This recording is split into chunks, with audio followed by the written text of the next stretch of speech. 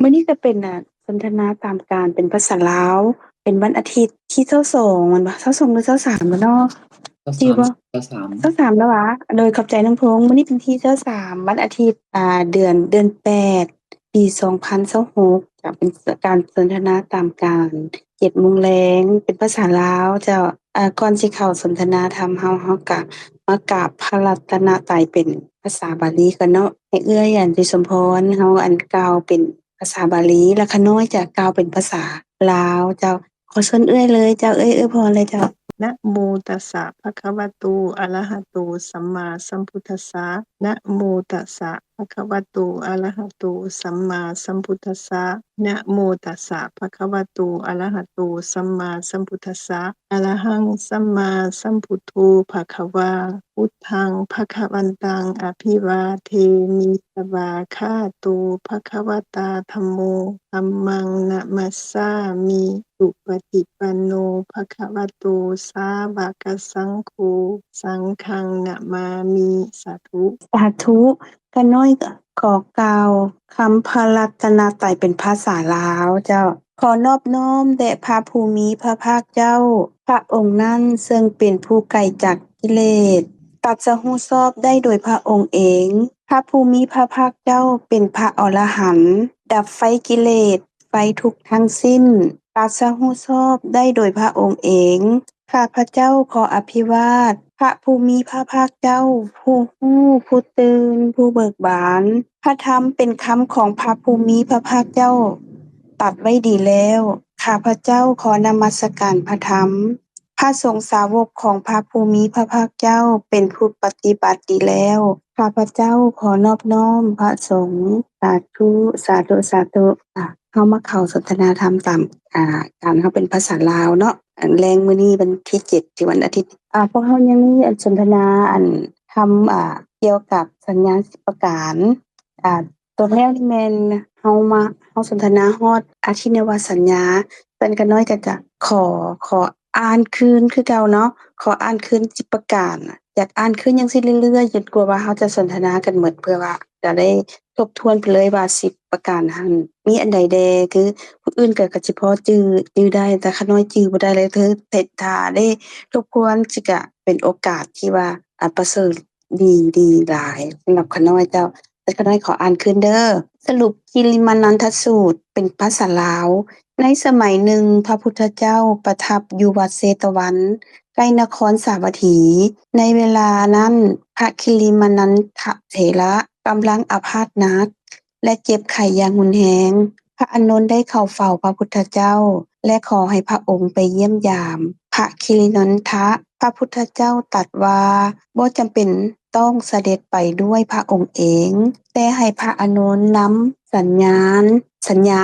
10ประการไปกล่าวแก่พระคิลินันทะถ้าได้ฟังแล้วอาจจะอาพาธถ้าได้ฟังแล้วอาการอาพาธอาจจะสงบลงได้สัญญาณ10ประการข้อ1อนิจจสัญญาให้เห็นว่ารูปเวทนาสัญญาสังขารและวิญญาณล้วนบ่เที่ยงเกิดขึ้นและดับไปอันสัญญาณที่1สัญญาณที่2อนัตตสัญญาให้เห็นว่าร่างกายอารมณ์และสิ่งต่างๆบ่แม่นตัวตนที่แท้จริงตัวที่3สัญญาณที่3อสุภสัญญาพิจารณาร่างกายว่าเต็มไปด้วยสิ่งบ่สะอาดเช่นผมเล็บเลือดหนองและของเสียต่างๆข้อที่4อาทินวสัญญาคือข้อนี้เฮาสัญญาสนทนากันอาทิตย์แล้วเนาะอาทิตย์นี้ก็ว่าจะต่อข้อนี้คือข้อที่4สัญญาที่4อทินวสัญญาพิจารณาเห็นโทษของร่างกายว่าเป็นที่เกิดของความเจ็บไข้และทุกขะต่างๆสัญญาที่5ปหานะสัญญาฝึกละทิ้งความคิดชั่วเช่นความโลภและโกรธและความคิดเบียดเบียนข้อที่6วิราคะสัญญาพิจารณาให้เกิดความคลายกำหนัดปล่อยวางตัณหาและกิเลสข้อที่7นิโรธสัญญาพิจารณาความดับสิ้นแห่งกิเลสและความทุกข์ข้อที่8สัพพโลเกอนัพพิระสัญญาบ่ติดพันหรือหลงในสิ่งต่างๆของโลก ข้อที่เก้าสัพพสังขาเรสุอนิจจสัญญาเห็นว่าสังขารทั้งปวงบ่เที่ยงและบ่ควรยึดติดข้อที่10อานาปานสติการมีสติกับลมหายใจรู้ตัวเมื่อหายใจเข้าและหายใจออกจนใจสงบและเกิดปัญญาผลของการฟังธรรม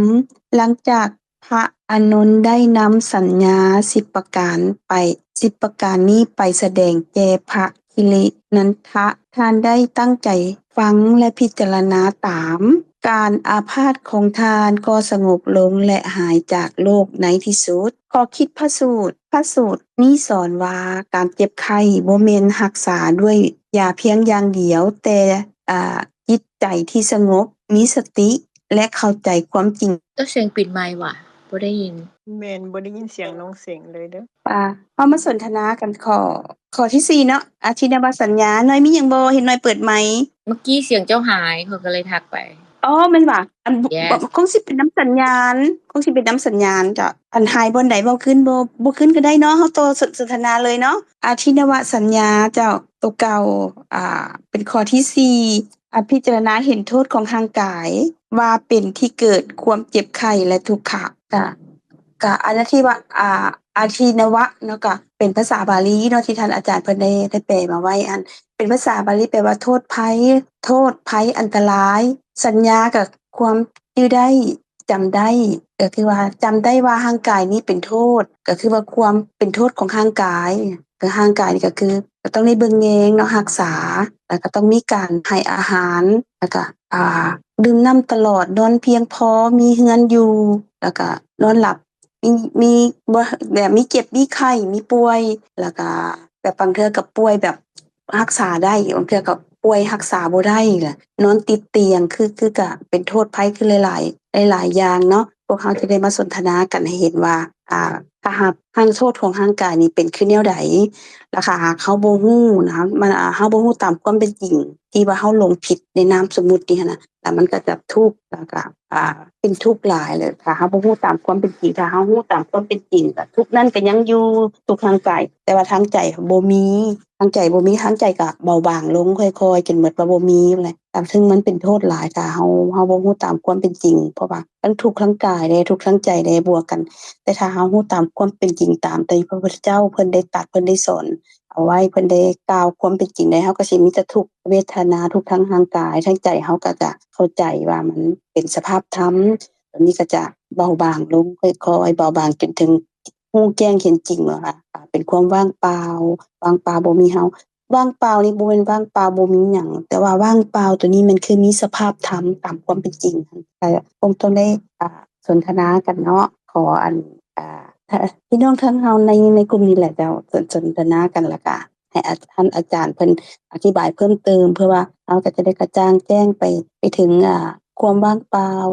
เฮารู้แล้วเนาะเราศึกษามาว่ามีแต่ความว่างเปล่าบ่มีเราบ่มีสัตว์บุคคลบ่มีเพิ่นบ่มีเราบ่มีตัวตนแต่เข้าถึงตัวนั้นได้จังได๋ก็คือเรามาศึกษาคำของพุทธเจ้าให้ละเอียดไปเพื่อจะได้เข้าไปถึงสภาวะนั้นได้ซึ่งคำทุกคำสามารถบรรลุธรรมได้เนี่ยเอามาช่วยกันพิจารณาให้กระจ่างเนาะช่วยๆกันจ้ะเริ่มจากผู้ใดก่อนเนาะจะช่วยพิจารณาน้องนินช่วยบ่เจ้าน้องนินจะพิจารณาก่อนบ่สบายดีขอบใจหลายๆสิ่งโดยอัน ช่วงนี้ยังบ่ทันได้คิดพิจารณาร่างกายของตัวเองแต่ว่าพิจารณาร่างกายผู้อื่นแทนเพราะว่าได้ยินข่าวมื้อวานนี้มื้ออื่นจะไปทรงสการเนาะแล้วคนที่ว่าเขาเจ้าเสียมื้ออื่นนี่นะได้ยินข่าวแล้วรู้สึกสะเทือนใจก็เลยกับตัวเองยังคิดบ่ออกเทื่อยังมีปัญญาเทื่อแต่ว่าเฮาเบิ่งความทุกข์ของผู้อื่นแล้วแต่มันเป็นตาน้อยใจเรื่องก็เคยมีอยู่ว่าผัวเมียผิดกันแล้วประสดกันก็เลยผูกคอตายบ่ได้เฒ่าได้แล้วก็ต่อหน้าลูกหันน่ะได้ยินข่าวแล้วมื้ออื่นนี้จะไปทรงสการตอน 7:00 นได้ยินจังซั่นแล้วรู้สึกบ่อยากได้ยิน บ่อยากได้ยินแล้วก็มันเฮ็ดให้เฮาคอยใจเบิดมื้อหันน่ะคอยใจหุ้มๆอยู่บ่เซาหันน่ะแม่นมีแต่จังซี่แหละอยากถามอาจารย์ว่า เฮาจะพิจารณาจั่งใดคันอยู่ในสภาพเหตุการณ์แบบซี้หั้นนะเพราะว่าได้ยินข่าวแบบที่เฮาก็รู้สึกแม่นคนลาวนำกันนี่แหละเพราะว่าน้องหั้นอยู่นำสมาคมหญิงลาวภาคใต้ของประเทศฝรั่งเนาะส่วนหลายก็จะมีข่าวคนลาวเสียชีวิตหรือว่าอิหยังซี้นะทางสมาคมนี่ก็จะเข้าไปยื่นมือไปซอยไปเป็นกำลังใจให้เพราะว่าคนลาวทางนี้ก็บ่ค่อยหลายหั้นนะแล้วในฐานะสมาคมแม่หญิงลาวทางภาคใต้นี่ก็ได้พากันไปสนับสนุนไปซอยว่าซั่นไปงานศพงานหยังเพิ่นนั่นน่ะแล้วได้ยินข่าวจังซี่แล้วคนรู้จักฮักแพงกันเฮาแหละรู้สึกน้อยใจ เสียใจนำพระเจ้านะท่านอาจารย์เฮาจะพิจารณาจังใดกับเรื่องความตายนี่นะท่านอาจารย์ขอเชิญขอบใจโดยขอบใจน้องนิ้นหลายๆเจ้าเฮาก็สิได้ให้ท่านอาจารย์นั้นอธิบายแล้วแต่ก่อนอาจารย์อธิบายกับผู้อื่นอธิบายกันก็ได้เนาะแต่ว่าบ่แม่นอธิบายดอกเป็นว่าการสนทนากันหั้นน่ะน้องนิ้นขอบใจน้องนิ้นหลายๆที่ว่าได้ยกขึ้นมาให้ทุกคนเฮาได้พิจารณาช่วยกันและเอื้อยก็ได้พิจารณาพร้อมเห็นว่าเขาเจ้าเขาเจ้าผูกคอตายเนาะเฮาบ่อ้างว่าผู้ใดผู้หนึ่งเว้าเหตุการณ์เนาะเฮาบ่ได้เอ่ยชื่อเพิ่นเนาะบ่ได้เอ่ยบุคคลที่3แต่ว่าเฮาเว้าสภาพเหตุการณ์มันก็เห็นว่าโทษของร่างกายนั่นแหละหลงในความเป็นงามหลงในความรักอ่าเห็นว่าร่างกายนั้นงามและรักมักหวงนี่แหละโทษของมันขอโทษเด้อของมันคือสิจ้ะแม่นเพิ่นเคโดยรียดหั่นนะเพิ่นเครียดให้กันซื่อๆแบบเรื่องบ่มีปัญหาหยังแต่แบบว่าถึงแก่ความตายหั่นนะแบบประสดกันหั่นนะผัวเมียนะก็เลยรู้สึกสะเทือนใจ เจ้าอันของข้าเจ้าเนาะของข้าเจ้าว่าก็เป็นโทษแหละมนุษย์เฮาผู้อื่นเนาะเขาเจ้าก็เป็นแบบซั่นเฮาคือกันรักก็อยากให้เขารักโตคืนคันเขามารักโตคืนแล้วก็หวงบัดนี้หวงเพราะว่าแล้วก็เป็นห่วงย้านเขาล้มหายตายจากย้านเขาเจ็บเขาไข้อีกเด้ความติดข้องของมนุษย์บ่ฮู้ตามความเป็นจริงอะเนาะว่าทุกอย่างมันบ่มีเฮาเนาะเพราะว่าไผก็ติดข้องบัดนี้เฮาก็เลยได้มาพิจารณาช่วยกันเลยเห็นว่าข้าเจ้าหั้นเป็นแบบนั้น ที่ว่า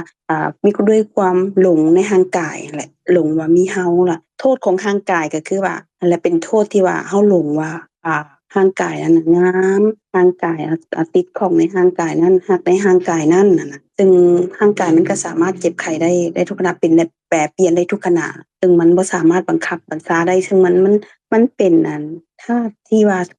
ดินน้ำไฟลมที่เกิดขึ้นชั่วคราวร่วมกันแล้วก็ตั้งอยู่แล้วก็ดับไปแล้วก็หมดซึ่งเฮาบ่ฮู้ตรงนี้เฮาก็เลยหลงมันก็เลยเป็นแบบนั้นและในการที่น้องนิ้นสะเทือนใจก็ย้อนว่าเฮาคิดร่างกายเฮาแหละเห็นบ่อ่ามันเป็นโทษที่ว่าเฮาเห็นว่ามันมีเฮามีเพิ่นนั่นน่ะแล้วก็เลยเป็นทุกข์นำสิ่งที่เกิดขึ้นนั่นน่ะได้พิจารณาที่น้องนิ้นว่าน้องนิ้นก็แบบว่าบ่สบายใจแล้วก็เป็นวิวๆนั่นแหละเพราะว่ามันเกิดขึ้นใกล้ตัวเป็นเมิดมนุษย์เฮาเป็นเมิดก็เป็นคือกันบ่แปลกที่ว่ามนุษย์เฮาที่บ่เป็นฉะนั้นเฮาได้มาพิจารณาไตร่ตรองนำกันว่าเป็นหยังจึงเป็นจั่งซั้นพระพุทธเจ้าเพิ่นตรัสจั่งใดแต่ถ้าเฮาเข้าใจตามที่พระพุทธองค์เพิ่นตรัสเนาะเฮาจะบ่เป็นแบบนั้นเพราะมันบ่มีเฮาบ่มีเขาสัตว์บุคคลได้มีแต่ความว่างเปล่าเฮานี่ก็นามสมมุติแล้วก็มีแต่รูปแต่นามตั้งเกิดขึ้นแล้วตั้งอยู่ก็ดับไปทุกขณะบ่มีเขาบ่มีเฮาบ่มีบุคคลแต่ว่าเฮาจะเข้าตัวนั้นได้จั่งใดเฮากำลังพากันเฮ็ดอยู่น่ะไตร่ตรองช่วยกันอยู่ซึ่งมันบ่ง่ายแต่มันก็บ่ยากมันต้องได้ใช้เวลาเพื่อความเข้าใจช่วยกันน่ะนะเห็นว่าโทษของร่างกายแหละน้องนิ้นโทษของร่างกายแหละโทษของร่างกายและร่างกายนี่ก็ยังส่งโทษต่อจิตใจเดะเพราะว่าจิตใจเฮานี่ก็ยังแบบว่ายังอยากงามยังอยากเบิ่งบ่เฒ่าบ่แก่แล้วก็ยังอยากมีความสุขบางเทื่อก็เฮ็ดแนวบ่ดีแหละแต่ว่าให้ได้สิ่งมาความสบายของร่างกายนี่โทษของร่างกายนี่มีหลายอ่าจนคนฮอดมื้อตายบางคนก็เจ็บทรมานอยู่เทิงเตียงทรมานผู้อื่นทรมานตัวเองซึ่งว่าถ้าเรารู้ตามความเป็นจริงแล้วแต่ว่าทั้งร่างกายก็ยังเจ็บอยู่แต่มันก็เบาบางลงเพราะว่าใจเรารู้ตามความเป็นจริงเดะเบาบางลงแล้วในที่สุดเราก็บ่เป็นหยังทั้งจิตใจแต่ว่าร่างกายยังเป็นอยู่เพราะว่าร่างกายมันเป็นนามสมมุติของภพนี้เดะมันก็ต้องแปรเปลี่ยนไปตามสภาวะธรรมตามความเป็นจริงคือเสื่อมทุกขณะเกิดดับทุกขณะซึ่งตัวนี้บ่ได้เข้าถึงสภาวะนี้ได้แต่ว่ารู้ว่ามันมีแต่กำลังเฮ็ดอยู่น่ะอยากช่วยทางพี่น้องทั้งพวกเฮาในกลุ่มแหละก็ ขอความเมตตาทั้งนั้นทั้งกันน่ะช่วยกันเพื่อจะเข้าถึงสภาวะนั้นได้ก็เลยได้ต้องได้มาพิจารณาช่วยกันแล้วก็สิขอผู้อื่นน่ะเอื้อยชิสมพรบ่น้องพงษ์บ่น้องน้อยบ่ซึ่งว่าน้องพงษ์นี่ก็ศึกษามาถือว่าเป็นความรู้ที่ดีเลยที่ได้มาอธิบาย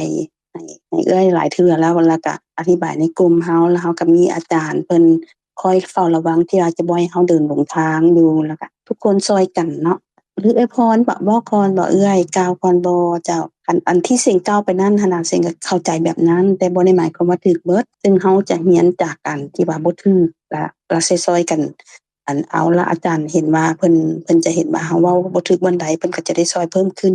ซึ่งมันยังบ่ครบถ้วนมันยังหลายก็อยากให้ผู้อื่นช่วยกันเว้าเชิญเอ้ยสิสมพรเปิดไมค์แล้วขอบใจหลายๆเอ้ย โดยขออนุญาตสนทนานำกันเนาะอันนี้ก็จะขออัญเชิญพระสูตรในคิริมานันทสูตร10ประการ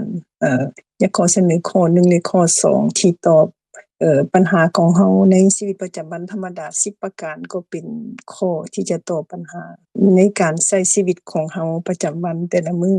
แต่มื้อนี้จะขอนำเสนอข้อ1กับข้อ2จะขออ่านให้ฟังอีกเนาะข้อที่1ก็อนิจจสัญญาเป็นแนวใด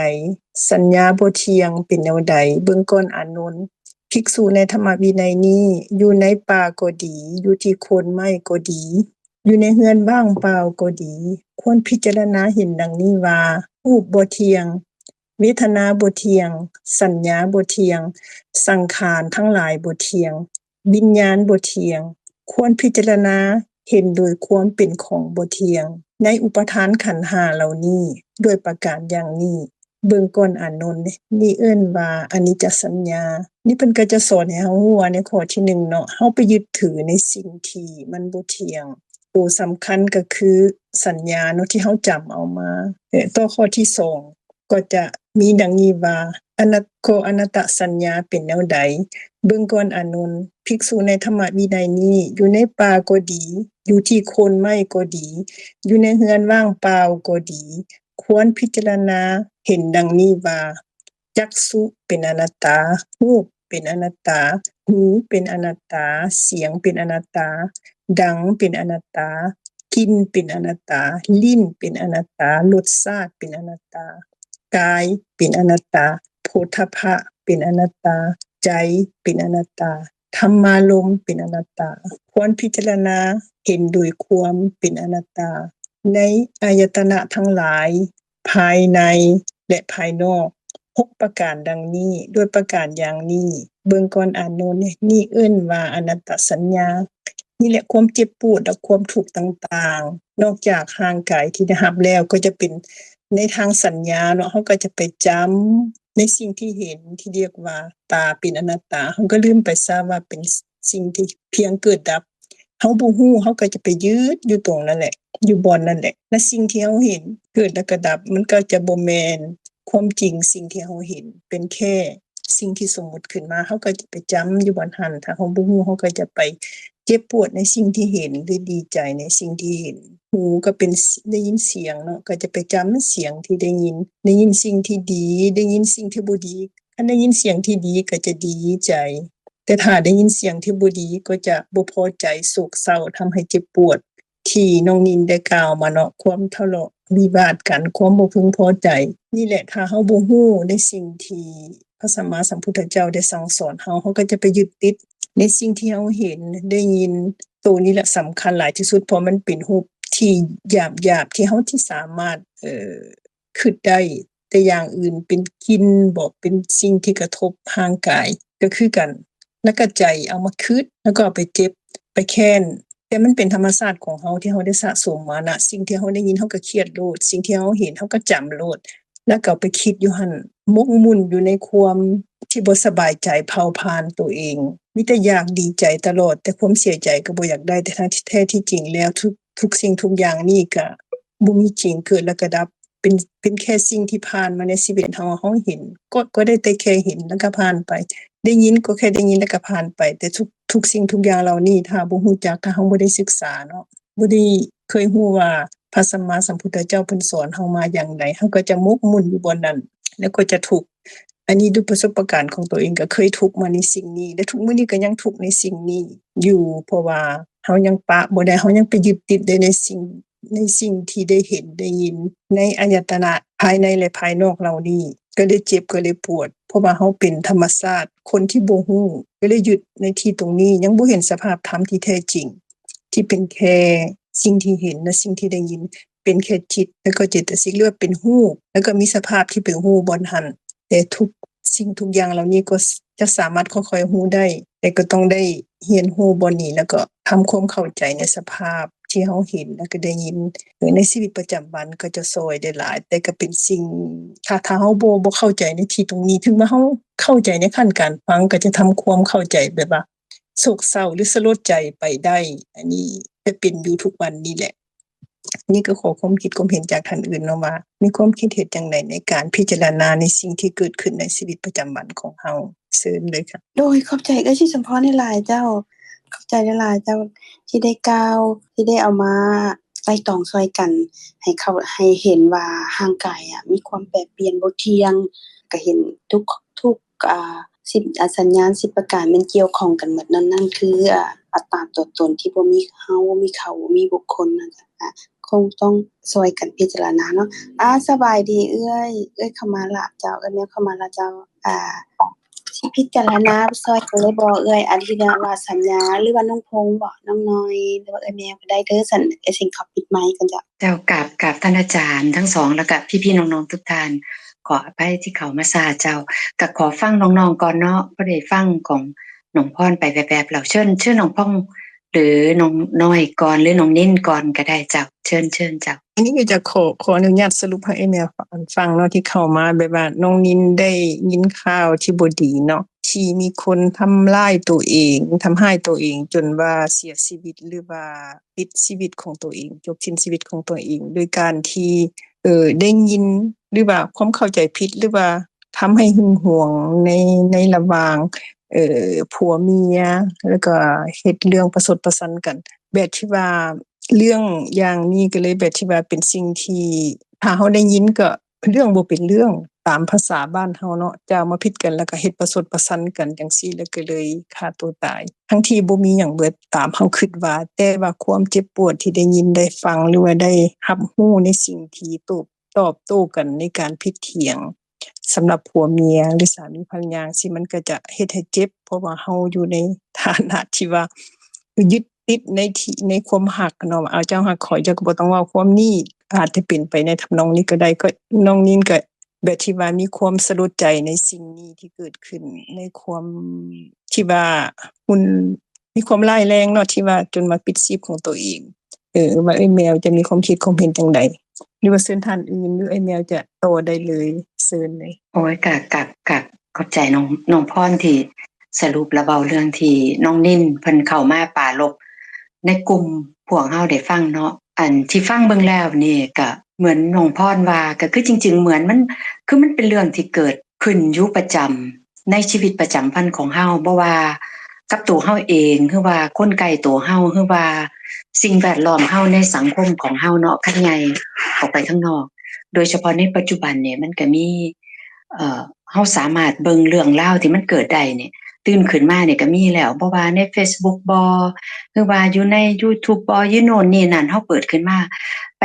รับรู้เข้ามาเนาะมันก็มีผลคือไปเป็นเหตุเป็นปัจจัยให้ต่อเรื่องราวเข้ามาในความคิดของเฮาเนาะจริงๆทุกสิ่งทุกอย่างมันมาอยู่ในความคิดของเฮาทั้งนั้นไปรับรู้มาจากทวารทั้งตาหูจมูกลิ้นกายใจนี่เป็นหลักเอามาก็ให้เฮาคิดก็เหมือนน้องนิ่นว่าได้ยินมาแล้วก็เกิดความสะเทือนใจไปนำเศร้าสลดไปนำแต่ว่าเฮาก็คงสิได้น้อมเข้ามาพิจารณาในสิ่งที่พวกเฮากำลังเรียนกันอยู่นี่เนาะซึ่งเอื้อยเคยเว้าอยู่ว่าโอ้ยอาจารย์หรือว่าเพิ่นได้ยกมาขอเรื่องอันการศึกษาสัญญา10ประการนี่เป็นเรื่องที่มีประโยชน์หลายแล้วก็เป็นเรื่องปฏิบัติน่ะนะเฮาสามารถพิจารณาน่ะนำมาไต่ตองการพิจารณานั่นก็คือการปฏิบัติของเฮานี่ล่ะเพราะว่าเฮาคงสิบ่ได้ไปหาตีศัพท์ตีความหมายเนาะว่าปฏิบัติเป็นหยังจังซั่นจังซี่แต่ว่าสิ่งที่เฮารับรู้เข้ามานี่แหละเฮาได้เอามาไต่ตองว่ามันเกิดหยังขึ้น มีแนวมากระทบตาหรือใจหรือหูเฮาเข้ามานี่ก็ได้ให้เฮามาคิดแต่ว่าก็ย้อนไปว่าเฮาก็ต้องได้มากำหนดรู้ว่ามันเป็นสิ่งเหล่านั้นน่ะมันเป็นอนิจจสัญญาอนัตตสัญญาแล้วก็ลบมาเนี่ยเป็นเรื่องเป็นโทษเป็นภัยเนี่ยตอนมาเฮาเรียนมาถึงตอนนี้เนาะที่อาจารย์เพิ่นกำลังอธิบายอยู่ก็เป็นภัยของการที่มีห่างกายบ่ว่าไผเด้บ่ว่ากับคนเนาะคันว่าแม่นคนที่คนเกิดขึ้นกับคนที่เฮาได้ยินมาก็มีก็แล้วย้อนไปถึงว่านี่แหละพอมามีมันมีความเป็นเฮาเป็นความตัวตนของเฮาพอมีตนของเฮาแล้วก็มีตัวตนของเพิ่นนำของผู้อื่นนำมีลูกเฮาผัวเฮาเมียเฮาก็ผูกพันเด้แต่นี่ก็ผูกพันหลายก็เจ็บหลายผูกพันหน่อยหรือเฮามีความเข้าใจในสิ่งที่เป็นไปแล้วก็ความเจ็บมันก็น้อยๆมันก็ค่อยหน่อยลงสิว่ามันได้หายไปหรือว่าเฮาให้พิจารณาแล้วปุ๊บปั๊บโอ๊ยบ่มีความรู้สึกหยังเลยนั่นเป็นไปบ่ได้แต่ว่านี่มันก็เป็นสิ่งที่มองให้เฮาได้เข้ามาพิจารณาธรรมะที่เฮาเรียนมาได้ว่านี่ล่ะการได้เกิดมานี่บ่ว่าเป็นเฮาเองที่เป็นเฮาอยู่นี่เป็นตัวตนโคโลอยู่นี่น่ะ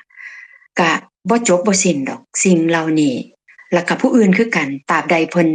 สิ่งที่เฮากำหนดสมมุติว่าเป็นผู้นั้นผู้นี้อยู่นั้นคันยังมีการเกิดดับเกิดไปอยู่อีกเนี่ยก็ต้องเจอสภาวะนั้นผู้นั้นเพิ่นฆ่าตัวตายเนาะด้วยความเจ็บช้ำน้ำใจคือกันก็บ่แม่นว่ามันแล้วได้ชาตินี้คันเบิดไปเลยก็คือสิไข่อยู่อันก็คันเบิดไปอีหลีบ่มาเกิดอีกบ่มาทุกข์อีหยังอีกก็คือสิเป็นเพิ่นก็คือสิเป็นพระอรหันต์หั่นนะซึ่งก็เป็นไปบ่ได้แน่นอนสิ่งที่เฮาเรียนจากคำสอนของพระอรหันตสัมมาสัมพุทธเจ้าคือตราบใดที่เฮายังบ่ทันถึงนิพพานเนี่ยเฮาก็ต้องเวียนว่ายตายเกิดมาเกิดอีกก็ต้องเกิดมาเศร้าโศกมามีเรื่องพันมีเรื่องความน้อยใจความอิจฉาความผูกพันกันบ่สิ้นสุดแล้วก็จากสิ่งรอบข้างเฮาก็คงได้น้อมเข้ามาหาหมู่เฮาเองเนาะคอยพิจารณาไปบ่แม่นเรื่องง่ายแต่ว่าก็ต้องค่อยๆเป็นค่อยๆไปคันบ่เริ่มเลยแฮงบ่มีทางเลยแต่ว่าคันเฮาค่อยๆเริ่มไปมันก็คือเฮาย่างแม่นมื้อละก้าวแม่นเทื่อละนิดเทื่อละหน่อยมันก็ไปทางหน้าเฮาบ่ได้อยู่ซื่อๆเพราะว่าการเวลามันก็บ่ท่าเฮาเนาะอันเมิดไปคู่คณะ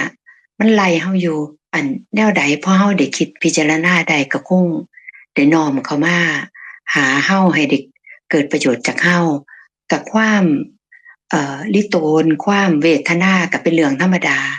แต่ว่าเฮาก็คงพิจารณาว่านั่นคือเป็นเรื่องธรรมดาที่เกิดขึ้นในชีวิตที่เกิดมาเป็นคนที่มีจิตมีชีวิตอยู่มีความรู้สึกคันเฮาสิมองไปก็เป็นจิตพวกเจตสิกเนี่ยล่ะมันโศกมันเศร้าอยู่นี่มันเกิดย้อนว่าทวารก็ไล่ไปเนาะตามสิลึกลงไปเท่าใดก็ได้ตามที่ผู้เพิ่นเรียนพระอภิธรรมมาขน้อยก็มีก็ให้คิดซ้ำนี้ก็ขอบอกขอบใจน้องๆหลายๆที่ได้เข้ามาสนทนาแลกเปลี่ยนแล้วก็เอาสิ่งที่เฮาพอในชีวิตประจำวันนี่ล่ะเข้ามายกตัวอย่างคอยประกอบการเรียนรู้ของหมู่เฮาไปเรื่อยๆเพราะว่าผู้เฮาก็ยังมีชีวิตอยู่เนาะก็ยังต้องดำเนินไปก็ต้องเป็นจังซี่ก็ต้องมีจังซี่ล่ะแต่ว่าสิ่งเหล่านี้ก็เป็นบทเรียนให้เฮาให้เอาเข้ามาพิจารณากับอนุโมทนาสาธุกับท่านอาจารย์และกับพี่ๆน้องๆทุกท่านขน้อยก็มีเท่านี้เจ้าก็เชิญพี่ๆน้องๆท่านอื่นเจ้าโดยขอบใจเอ้ยแมวหลายๆเจ้าอันก็ได้เชิญผู้อื่นเนาะได้พิจารณาร่วมกันอันน้องก็เห็นว่าอันมื้อนี้เฮาอันนั้นกำลังสนทนานะแมวเกี่ยวกับอหินวสัญญาโทษของร่างกายคันว่าอ่าข้อมูลข้อที่น้องนั้นนิ้นยกขึ้นมาให้พวกเฮาเห็นน่ะก็ให้ถ้าเฮาจะมาเปรียบเทียบใส่กับอหินวสัญญาก็คือว่าโทษของร่างกายแหละก็ยังอันติดของในร่างกายเห็นโทษของร่างกายแหละเฮาจึงหลงในร่างกายแล้วก็จึงเกิดแบบนี้ขึ้นน่ะโทษของอันร่างกายน่ะมันเฮ็ดให้โทษเฮ็ดให้จิตใจเฮาเป็นทุกข์เพราะว่าอย่าว่าเป็นของเฮาแล้วก็มีเฮาบ่พอใจมีเพิ่นว่าให้เฮาแม่นบ่พอใจในร่างกายนั่นแหละคือโทษของร่างกายถ้าเฮาสิมาเปรียบเทียบใส่อันนี้ถ้าว่าบ่ละอันทินวสัญญา เจ้าก็เห็นว่ามันเอามาใส่ข้อนี้ก็คือเกี่ยวข้องกันหมดเลยอันคำจริงคำของพระพุทธเจ้านะคงต้องเกินผู้อื่นเนาะพิจารณาช่วยกันอันน้องพงษ์บ่น้องน้อยบ่เฮ็ดต่อกันบ่เจ้าก็จึงให้อาจารย์เพิ่นกล่าวแล้วเนาะ โดยหน่อยขอ โดย อนุ ใจ ญาต น้องพงษ์ เจ้าโดยได้ยินแจ้งอยู่เนาะเนาะ ได้ยินแจ้งเจ้า โดยขอกราบสบายดีท่านอาจารย์ทั้งสองขอขอบใจน้ำเอนินที่ได้ยกประเด็นขึ้นมาเนาะแล้วก็สำหรับน้องเองก็เป็นประเด็นที่ว่าเป็นเรื่องที่เกิดขึ้นแท้จริงในชีวิตประจำวันและก็เป็นเรื่องที่ดีที่ว่าเฮาจะได้มานำมาศึกษาพิจารณาและก็เชื่อมโยงเข้าพระสูตรที่ว่าเฮากำลังสนทนากันก็คือสัญญา10ประการนี้ได้อย่างดีเนาะโดยในการใส่ชีวิตประจำวันก็เป็นที่ปราศจากบ่ได้ที่จะได้ประสบพบเจอบ่ว่าจะเป็นนำตัวเองหรือว่าจะเป็นนำบุคคลอ้อมข้างในครอบครัวบ่ว่าจะเป็นในเรื่องที่เฮ็ดให้เกิดความยินดีหรือว่าเกิดความเสียใจเนาะซึ่งว่าดังที่แมวได้กล่าวหั่นแหละบ่ว่าจะเป็นการเกิด1การแก่เจ็บตายหยังต่างๆก็เป็นสิ่งที่เกิดมาแล้วก็เคียงคู่กับการใช้ชีวิตในมนุษย์เนาะก็ทุกๆอย่างก็เป็นไปย้อนเหตุย้อนปัจจัยแหละเนาะโดยประเด็นทำอิฐก็คือว่าเรื่องของการตายเนาะบ่ว่าจะเป็นการตายตามธรรมชาติการฆ่าตัวตายหรือว่าการหมดอายุขัยหยังต่างๆหั้นน่ะก็เป็นสิ่งที่เคียงคู่กับความเป็นบ่แม่นบ่เพียงแต่เป็นการเป็นมนุษย์เนาะเป็นเทวดาเป็นพรหมหรือว่าเว้าง่ายๆว่าผู้ที่ว่ายังมีเหตุที่ว่าจะต้องประสบพบเจอโดยก็เป็นที่น่าสนใจที่ว่าเฮาจะได้มาพิจารณาว่าความตายอีหลีนี่แม่นแนวใดโดยเพราะว่าเบิ่งจังหนึ่งก็คือเป็นสิ่งที่น่าย้านกว่าเนาะแต่ว่าในนัยยะของธรรมะโดยความเมตตาของพระสัมมาสัมพุทธเจ้าเพิ่นก็ได้แสดงความตายในหลายๆนัยยะดังในนัยยะหนึ่งที่เฮาเคยกล่าวกันก็คือความตายมีอยู่3แบบเนาะที่ว่าแมวหรือว่าตถาพรเคยได้เอ่ยถึงเนาะก็คือมีคณิกะมรณะก็คือว่าเฮาก็ตายอยู่ทุกๆขณะกันสิเว้าแล้วหั่นน่ะโดยขณะนี้ก็ตายไปแล้วก็เป็นขณะต่อไปจิตขณะหนึ่งเกิดขึ้นแป๊บเดียวเฮ็ดกิจเฮ็ดหน้าที่ของเขาเกิดขึ้นก็อาศัยเหตุอาศัยปัจจัยเกิดขึ้นแล้วก็ดับไปก็เป็นเหตุเป็นปัจจัยให้จิตดวงต่อไปเกิดขึ้นต่อรูปก็เช่นเดียวกันทั้งที่เป็นรูปที่เป็นรูปธรรมดาก็ดีหรือว่ารูปที่เป็นที่อาศัยเกิดของจิตก็ดีเขาก็เกิดขึ้นแล้วก็ใหญ่ขึ้นแล้วก็แก่ลงแล้วก็ตาย4ขณะลักษณะที่4ลักษณะรูปเนาะดังที่ท่านอาจารย์ท่านเคยได้กล่าวนะโดยเกิดขึ้นแล้วก็ดับไปก็การตายดังกล่าวเกิดมาเป็นคณิกะมรณะก็คือว่าการใส่ชีวิตประจำวันนี่นะก็เกิดตายอยู่ขณะคือขน่อยนางเว้าอยู่ดีๆจังซี่เนาะเพียงตั้งแต่ว่าจุติจิตเกิดขึ้นซื่อๆมันขน่อยก็ส่ำว่าตายไปเลยหมดจากความเป็นบุคคลนี้ไปเลยแล้วก็ปฏิสนธิจิตเกิดต่อปั๊บก็ไปเกิดอยู่ในภพภูมิใหม่แล้วแต่การสะสมเนาะบ่ว่าตั้งแต่ชาตินี้ชาติก่อนส่วนว่าการตายจากภพนี้ไปสู่ภพหน้าก็คือเป็นการตายชนิดที่2ก็คือสมมุติมรณะเนาะก็เป็นจังซี่ไปเรื่อยๆจนกว่าที่จะหมดเหตุหมดปัจจัยหมดเหตุหมดปัจจัยนี่ก็คือต้องเข้าใจถูกสังสมความเข้าใจถูกไปเรื่อยๆโดยเข้าใจอย่างชัดเจนว่าบ่มีตัวเฮาเป็นเพียงตั้งแต่รูปนามมีลักษณะแนวใดมีเหตุมีปัจจัยแนวใดหยังต่างๆจนไปถึงที่สุดก็คือว่าการตายที่เสร็จสิ้นแล้วการตายแบบแน่นอนบ่เกิดอีกแล้วก็คือการตายของพระอรหันต์เนาะคือจุติจิตดวงสุดท้ายของพระอรหันต์เป็นหยังจึงว่าจังซั่นเพราะว่าจุติจิตของพระอรหันต์มันบ่มีเหตุบ่มีปัจจัยเฮ็ดให้จิตดวงต่อไปเกิดบ่มีเหตุบ่มีปัจจัยให้รูปเกิดต่อไปก็คือเป็นการแบบว่าตายที่เสร็จสิ้นสมบูรณ์เนาะโดยก็เป็นการดีที่ได้กล่าวถึงมาก็เฮ็ดให้เฮาแบบว่าได้มาศึกษาถ้าว่ามีอันใดที่แบบว่าเพิ่มเติมเกี่ยวกับการตายก็ยินดีเนาะขน้อยก็ฮู้มาส่ำนี้โดยแต่ก็เป็นการดีที่ว่าได้มาทบทวนพิจารณาเบิ่งว่าการตายบ่ว่าจะเป็นการตายแบบใดขณะนี้เฮาก็ตายบ่ขณะนี้เฮาก็ตายทุกๆขณะคือกันนั่นน่ะเนาะโดยก็แน่นอนว่าคันเว้าในการใช้ชีวิตประจำวันการตายบ่ว่าจะเป็นในรูปแบบการตายแบบธรรมชาติหมดอายุขัยการพิสิทธิ์ตัวเองก็ล้วนแล้วแต่มีเหตุ เป็นผลของเหตุที่ได้สร้างขึ้นในการก่อนเนาะเฮาก็บ่จักว่าโอ้เกิดมาก็จักกี่ศาสตร์จักกี่สังสารวัฏแล้วก็กระทำกรรมดีไว้แน่กระทำกรรมชั่วไว้แน่หลายภพหลายชาติแล้วก็บ่ฮู้ว่าทุกๆขณะที่ว่าเกิดขึ้นนี่เนาะมันเป็นการส่งผลของการกระทำของภพชาติใดแต่ว่าแต่ละคนก็เป็นไปในการสะสมของเฮาเองแหละเนาะที่ผ่านมาเพราะฉะนั้นก็ปัจจุบันนี้พวกเฮาได้มาสนทนากันกับกำลังแบบว่าสังสมเหตุที่ดีเนาะเป็นปัญญาเหตุโมหะเหตุการกระทำเหล่านี้ก็ย่อมส่งก็เกิดขึ้นในสวรรค์ของเฮานี่แหละเนาะก็จะเป็นการสังสมต่อไปในอนาคตโดยก็ที่จริงนินได้กล่าวเกี่ยวกับการตายที่แบบเป็นฆ่าตัวตายนะคือในขน้อยแบบได้คิดถึงพระสูตรอีกพระสูตรนึงที่เป็นเทวทูตทั้งหาที่เพิ่นได้กล่าวแบบขน้อยก็บ่จื้อละเอียดเนาะคล้ายๆที่เพิ่นเฮ็ดให้เฮาแบบว่าได้พิจารณาถึงเทวทูต5อย่างคือแบบเป็นเครื่องเตือนจิตเตือนใจสินะคือตัวอย่างเทวทูตข้อที่1ก็คือว่าการเกิดก็คือว่ามนุษย์เฮาเกิดมาแล้วก็เป็นเด็กน้อยเป็นแบเบาะเนาะนอนเกือกมูดเกือกเลือดเกือกอาจมเกือกปัสสาวะอิหยังต่างๆนะโดยแล้วก็เทพวัตถุที่2ถ้าจือบ่ผิดนี่ก็คือสิแม่นเรื่องเจ็บบ่โดยขออภัยโดยในเทพวัตถุข้อที่2นี่ก็แม่น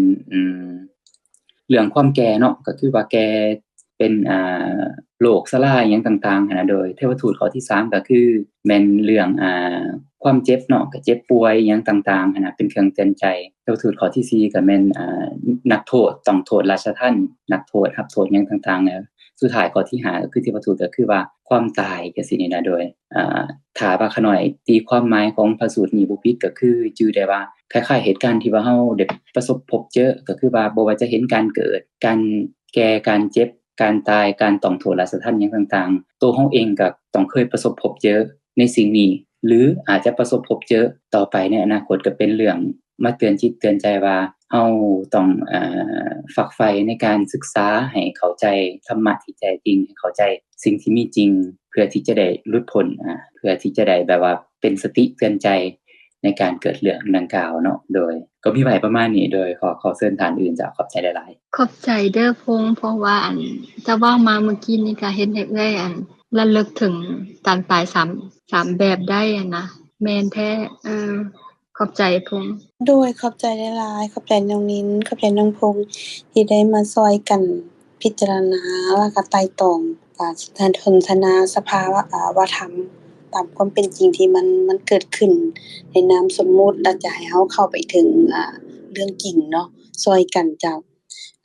จะให้อาจารย์เพิ่นอธิบายบ่หรือว่ามีผู้ใดจะมาพิจารณาเพิ่มซอยกันอีกบ่เจ้าโดยเสียงขอออกพิจารณานำแด ขอบใจ โดยคือเฮาพิจารณาตัวสัญญาข้อ4เนาะอาทินวสัญญาเนาะตัวโทษของทางกายความเจ็บของไข้หั้นนะก็พิจารณาคืนคือเก่าแหละเนาะว่าร่างกายสมมุติเฮามีร่างกายชั่วคราวของมันก็เป็นหลายองค์ประกอบซึ่งแต่ละองค์ประกอบมันก็เจ็บป่วยได้เนาะคือบ่ว่าจะเกิดอาพาธเกิดโรคเลือดโรคเจ็บแขวเจ็บหัวเนาะ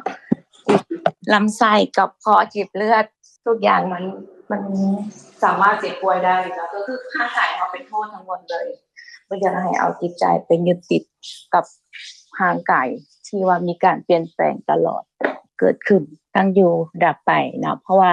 ทุกอย่างในร่างกายของเฮานะเป็นภัยมันเป็นสามารถอาพาธได้หมดทุกอย่างเลยคิดว่าเพิ่นไปให้ทานให้ทานอนนท์เอาไปให้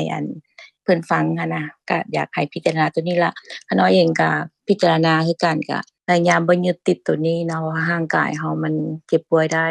ซึ่งจะบ่เจ็บพร้อมกันทั้งหมดแหละแต่ว่าทุกอย่างที่ประกอบในร่างกายในร่างกายชั่วคราวในเฮือนร่างชั่วคราวของเฮานี่นะมันป่วยมันเจ็บได้มันเป็นโทษทั้งหมดเลยเนาะอันนี้ก็เลยจะพิจารณาตัวข้อ3นี้เนาะแล้วตัวเกี่ยวข้องกับที่น้องนินเพิ่นยกมาเว้าหั่นนะเข้าใจได้ว่าความรู้สึกที่เฮามีต่อคนอื่นเนาะบ่ว่าจะเป็นเรื่องเศร้าหรือว่าเรื่องยินดีเนาะเฮาก็มีเขาเอิ้นอีหยังมีความรับรู้ กับสิ่งที่เกิดขึ้นเนาะบ่ว่าบางเทื่อเขาเจ้าได้มีเรื่องดีๆเฮาก็ดีใจนำเขาเจ้าแต่เรื่องเศร้าเกิดขึ้นเฮาก็เศร้า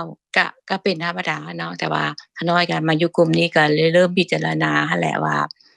ทุกอย่างมันบ่มีเขาแล้วก็บ่มีเฮาถ้าเฮายึดอยู่ตัวนี้หั้นน่ะมันก็จะซอยให้เฮาเบาหว่างกับความรู้สึกที่กับเรื่องที่เกิดขึ้นได้อาจจะบ่ไปเว้าถึงการตายของเขาเจ้าเนาะตัวนั้นหั้นขาน้อยก็เข้าใจว่าตัวผู้ที่เพิ่นกระทำกับตัวเองไปเขาเจ้าก็อาจจะมี มีกรรมมาแต่เก่าบ่หรือว่ามีการสะสมมาบ่ฮู้ในวิจารณธรรมบ่อีกเนาะสิ่งที่เกิดขึ้นเนาะแต่ว่าข้าพเจ้าอยากเว้าตัวความรู้สึกของน้องนินที่เรารู้สึกแบบต้องค่อยใจนำเขาเจ้าหั้นน่ะว่ามันบ่สมควรนะอิหยังหั้นน่ะแต่ว่าลึกๆข้างในเฮาก็บ่ฮู้ว่ามีหยังเกิดขึ้นกับเขาเจ้าแน่แต่ว่าอยากให้เฮาพยุงใจเฮาพี่นะว่าบ่ให้มันเศร้ามันเศร้าอะมันเศร้าแน่นอนแต่ว่าให้คิดไตร่ตรองคืนว่าเฮาสิดึงคืนมาว่าทุกอย่างมันสามารถเกิดขึ้นได้บ่ทุกบ่มีเขาบ่มีเฮาถ้าเขาบ่ยึดติดตัวนี้เขาก็จะดึงความรู้สึกขึ้นมาได้ง่ายความรู้สึกแรกที่เจอแน่นอนก็เศร้าแหละเนาะแต่เฮามาพิจารณาไตร่ตรองคืนก็จะดึงความรู้สึกเขาคืนมาได้ซึ่งขาน้อยเองก็ฝึกอยู่เนาะแต่ค่ามันลมนี่ขาน้อยก็ฝึกกับทุกเรื่องที่เกิดขึ้นขั้นแรกสิ่งที่มากระทบน่ะมีอารมณ์หมดแหละแต่ว่าเฮาดึงสติเขาคืนมาแล้วก็ค่อยๆไตร่ตรองว่าทุกอย่างมันบ่แม่นเฮาบ่แม่นเขาทุกอย่างมันเกิดขึ้นด้วยมีเหตุมีผลของมันส่วนตัวเฮาเองนี่จะสะท้อนกลับแนวใดหั้นนะก็คือเฮาได้ไตร่ตรองในจุดที่ทุกอย่างเกิดขึ้นตั้งอยู่ระดับไปบ่มีหยังแน่นอนเนาะแล้วก็บ่มีเฮาบ่มีเขาทุกอย่างเกิดมาด้วยเหตุด้วยผลด้วยการกระทำมันมาจังซั่นสิอันนี้ก็แม่นแก้อยากแชร์เนาะแบบอยากให้น้องนิ้นฝึกนำกันฝึกไปพร้อมๆกันนี่แหละเพราะว่าจะให้จิตใจเฮาบ่ไปผูกติดกับเรื่องเศร้าหรือว่าเรื่องดียินดีหลายหั้นนะทุกอย่างมันเกิดขึ้นและดับไปตลอดโดยก็ขอมีคำเห็นเท่านี้เจ้าเชิญสิ่งเลย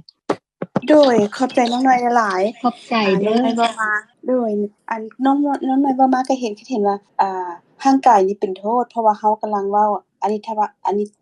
อนิจจวะอิหยังแล้วบ่ถูกแล้วข้อที่4นี่เนาะ นวสัญญา อธินวสัญญาโทษของร่างกายเห็นบ่ร่างกายเขาเจ้าตายเห็นบ่มันก็เป็นโทษเฮ็ดให้จิตใจเฮาเศร้าหมองนำย้อนว่ามันเฮาบ่เห็นตามความเป็นจริงเฮาติดข้องว่ามีเขามีเฮานี่แหละโทษของร่างกายที่ว่าถ้าว่าเฮาต้องได้รักษาให้อยู่ดีมีแรงแล้วค่ะว่า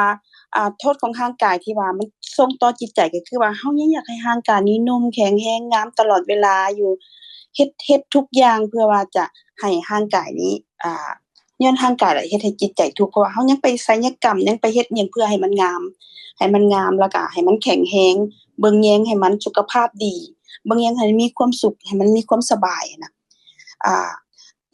เฮามาพิจารณาตรงนี้ว่าย้อนมีเฮามีเขาย้อนว่าเฮาถือว่ามีตนมีโตมีเฮาน่ะร่างกายมันจึงเป็นภัยมีเป็นภัยเป็นอันตรายต่ออันจิตใจต่อทุกอย่างจึงเกิดอันสัญญาณข้อที่4อันที่ว่าสัญญานี่น่ะเพิ่นให้เห็นว่าโทษของตัวนี้น่ะเป็นแนวใดให้ฮู้ว่ามันมีโทษของร่างกายซึ่งโทษของร่างกายก็คือพวกเฮากล่าวมาแต่ว่าเฮาฮู้ตามความเป็นจริงแล้วแต่ว่าเฮายังเบิ่งแยงร่างกายนี้บ่เฮายังเบิ่งคือเก่าอยากงามก็ยังต้องไปศัลยกรรมคือเก่าก็เพื่อให้มันเพิ่มขึ้นให้เพิ่มความงามยังเฮ็ดคือเก่าหมดยังดำรงชีวิตในนามสมมุติเหมือนเดิมแต่สิ่งที่บ่เหมือนเดิมคือว่าเฮาบ่เป็นทุกข์กับสิ่งที่กำลังเฮ็ดอยู่เพราะว่าเฮ็ดก็บ่โลดโผนเกินไปอยู่ในเหตุในผลบ่เบียดเบียนตัวเองบ่เบียดเบียนผู้อื่นซึ่งอันนี้แม่นนั่นตามเดินตามคำสอนของพระพุทธเจ้ามันทางสายกลางคือเดินทางด้วยความเข้าใจถูกคือปัญญาเฮายังเบิ่งแยงร่างกายยังรักร่างกายคือเก่ารักความงามรักความสะอาดรักความสบายคือเก่าหมดปฏิบัติเบิ่งบ่ต่างหยังกับบุคคลทั่วไปแต่ว่าจิตใจเฮาฮู้ว่าพอประมาณใดเฮ็ดส่ำใดจึงว่าบ่เบียดเบียนตัวเองบ่เบียดเบียนผู้อื่นบ่ได้หมายความว่าเฮาสิละเลยว่ามันเป็นโทษแล้วเฮาบ่ต้องไปสนใจมันปล่อยให้มันทุกข์ปล่อยให้มันเศร้าปล่อยให้มันบ่งามบ่แม่นเฮายังเบิ่งให้สุขภาพดีให้แข็งแรงให้งามถ้าหากว่ามีเงื่อนไขมีเหตุที่ว่า มันเหมาะสมหรือมันดีอยากศัลยกรรมก็เฮ็ดแต่ว่าเฮาบ่เป็นทุกข์กับมันบ่ได้ดังใจหั้นแม่นทุกข์แต่ว่าอันนี้บ่แม่นได้ดังใจเฮาเฮ็ดให้ไปตามสภาวะธรรมตามความจริงเฮารู้ว่าบ่มีเฮาแต่ว่าเฮายังเบิ่งแยงอยู่แต่ว่าเฮาสิให้เฮารู้เลยว่ามันบ่มีเขาบ่มีเฮาบ่มีบุคคลเป็นความว่างเปล่าซึ่งความว่างเปล่านั้นน่ะเป็นสภาวะธรรมหั้นน่ะเฮายังเข้าถึงตรงนั้นบ่ได้บ่แม่นเฮาบ่เป็นอรหันต์นี่เนาะมันก็ต้องตามขั้นตอนอริยบุคคลคือโสดาบันแล้วก็อนาคามีสักสกทามีเนาะขออภัยด้วยเว้าบ่ถูกเพราะว่าบางเทื่อเว้าบ่ถูกเพราะว่าบ่คุ้นเคยเว้าภาษาบาลีบ่ค่อยถูกแล้วก็อนาคามีแล้วก็พระอรหันต์ซึ่งมันตามขั้นตอนเป็นหมดเพราะสิให้ตัดบัดเดียวบ่ได้ซึ่งคือทุกอย่างเฮาพิจารณาก็ค่อยซึมเข้าทีละน้อยละน้อยคือเข้าใจคือต้องใช้เวลานั้นบ่แม่นว่า3ปี5ปีคัน5ปีเฮาพิจารณา2-3นาทีมันก็บ่ได้ก็คือว่าเฮาก็ต้องบ่หวั่นไหวบ่ย้านแต่บ่เข้าใจก็บ่เป็นหยังแต่ว่าเฮาพิจารณาทุกขณะก็คืออาจารย์เพิ่นว่า 100% เฮาพิจารณาไปจักเปอร์เซ็นต์แล้วอาจจะ0.1 0.3 0.4แต่ยัง 1% 2%นะเฮาบ่เข้าใจ100เด้แต่เฮาก็คอยพิจารณาใน100นั้นเฮาไปพิจารณาไปเท่าใดแล้วเพราะว่าแน่นอนเฮาต้องเข้าใจตามที่เฮาพิจารณาซึ่งมันบ่ยากบ่ง่ายแต่ว่าหนทางก็มีไว้ให้แล้วว่าฟังพิจารณาไตร่ตรองแต่เฮาต้องเฝ้าระวังเพราะว่าการพิจารณาไตร่ตรองนั้นบ่แม่นเฮาพิจารณาเป็นสภาพธรรมถ้าหากว่าเฮานี่นะมาพิจารณาอาทินวสัญญาในร่างกายนี่เป็นโทษนะอันใดก็เป็นโทษหมดความเจ็บความไข้นอนติดเตียงป่วยเป็นพยาธิที่ปัวบ่ได้เป็นอัมพาตเป็นต้องลำบากผู้อื่นต้องลำบากตัวเองต้องหาเงินมาเลี้ยงยากหลายอย่างละเลยสังห่างไกลเลยบ่แม่นเฮายังต้องเบิ่งแยงต้องเฮ็ดปกติเหมือนกับในการดำเนินชีวิตนี่แหละแต่เฮาฮู้ว่ามันต้องส่ำใดมันถึงเข้าใจว่ามันบ่มีเฮาตัวนั้นเฮายังเข้าใจบ่ได้แต่ว่ามันก็ลดน้อยถอยลงโดยที่บ่เบียดเบียนตัวเองบ่เบียดเบียนผู้อื่นบ่เป็นทุกข์หั้นน่ะเฮาเข้าใจส่ำใดล่ะความเป็นทุกข์มันก็ลดลงก็คือทุกข์ 100% ก็ลดลง99%หรือว่า8.5 บ่ค่อยๆลงมาเพราะว่าเฮากำลังเดินทางสายกลางเดินด้วยความปัญญาที่พระพุทธเจ้าสอนว่าฟังพิจารณาไตร่ตรองซึ่งว่าเฮากำลังเฮ็ดอยู่ร่วมกันอยู่นี่แล้วก็มีอาจารย์ผู้เพิ่นศึกษาทั้งชีวิตมาก่อนเพื่อพวกเขาแล้วก็ได้เฝ้าระวังฟังที่เฮาสนทนาเพื่อจะบ่ให้ออกผิดทางเพราะเฮาสามารถผิดทางได้ทุกขณะก็ต้องได้เฝ้าระวังเพื่อว่าให้เกิดปัญญาความเข้าใจถึกคือทางสายกลางเห็นว่าขอบใจกับสิสมพรเอามาเว้าแล้วก็น้องนิ้นแล้วก็แมวน้องน้อยน้องพงษ์ขอบใจทุกท่านทั้งที่พบว่าได้ออกความเห็นทั้งบ่ที่ออกความเห็นพิจารณาใส่กันถือว่าก็ได้เป็นการร่วมด้วยผู้ที่บ่ได้ออกมาเว้าก็เป็นกำลังใจให้กันเห็นเข้ามาหลายคนก็คือว่ามีพี่มีน้องร่วมกันพิจารณาซอยกันนั่นน่ะก็ขอบใจหลายๆแล้วก็มีผู้อื่นที่พิจารณาตื่นบ่หรือว่าน้องนิ้นน้องพงษ์แล้วก็พรแม่เพิ่มก็ได้หรือว่าเฮาสิปล่อย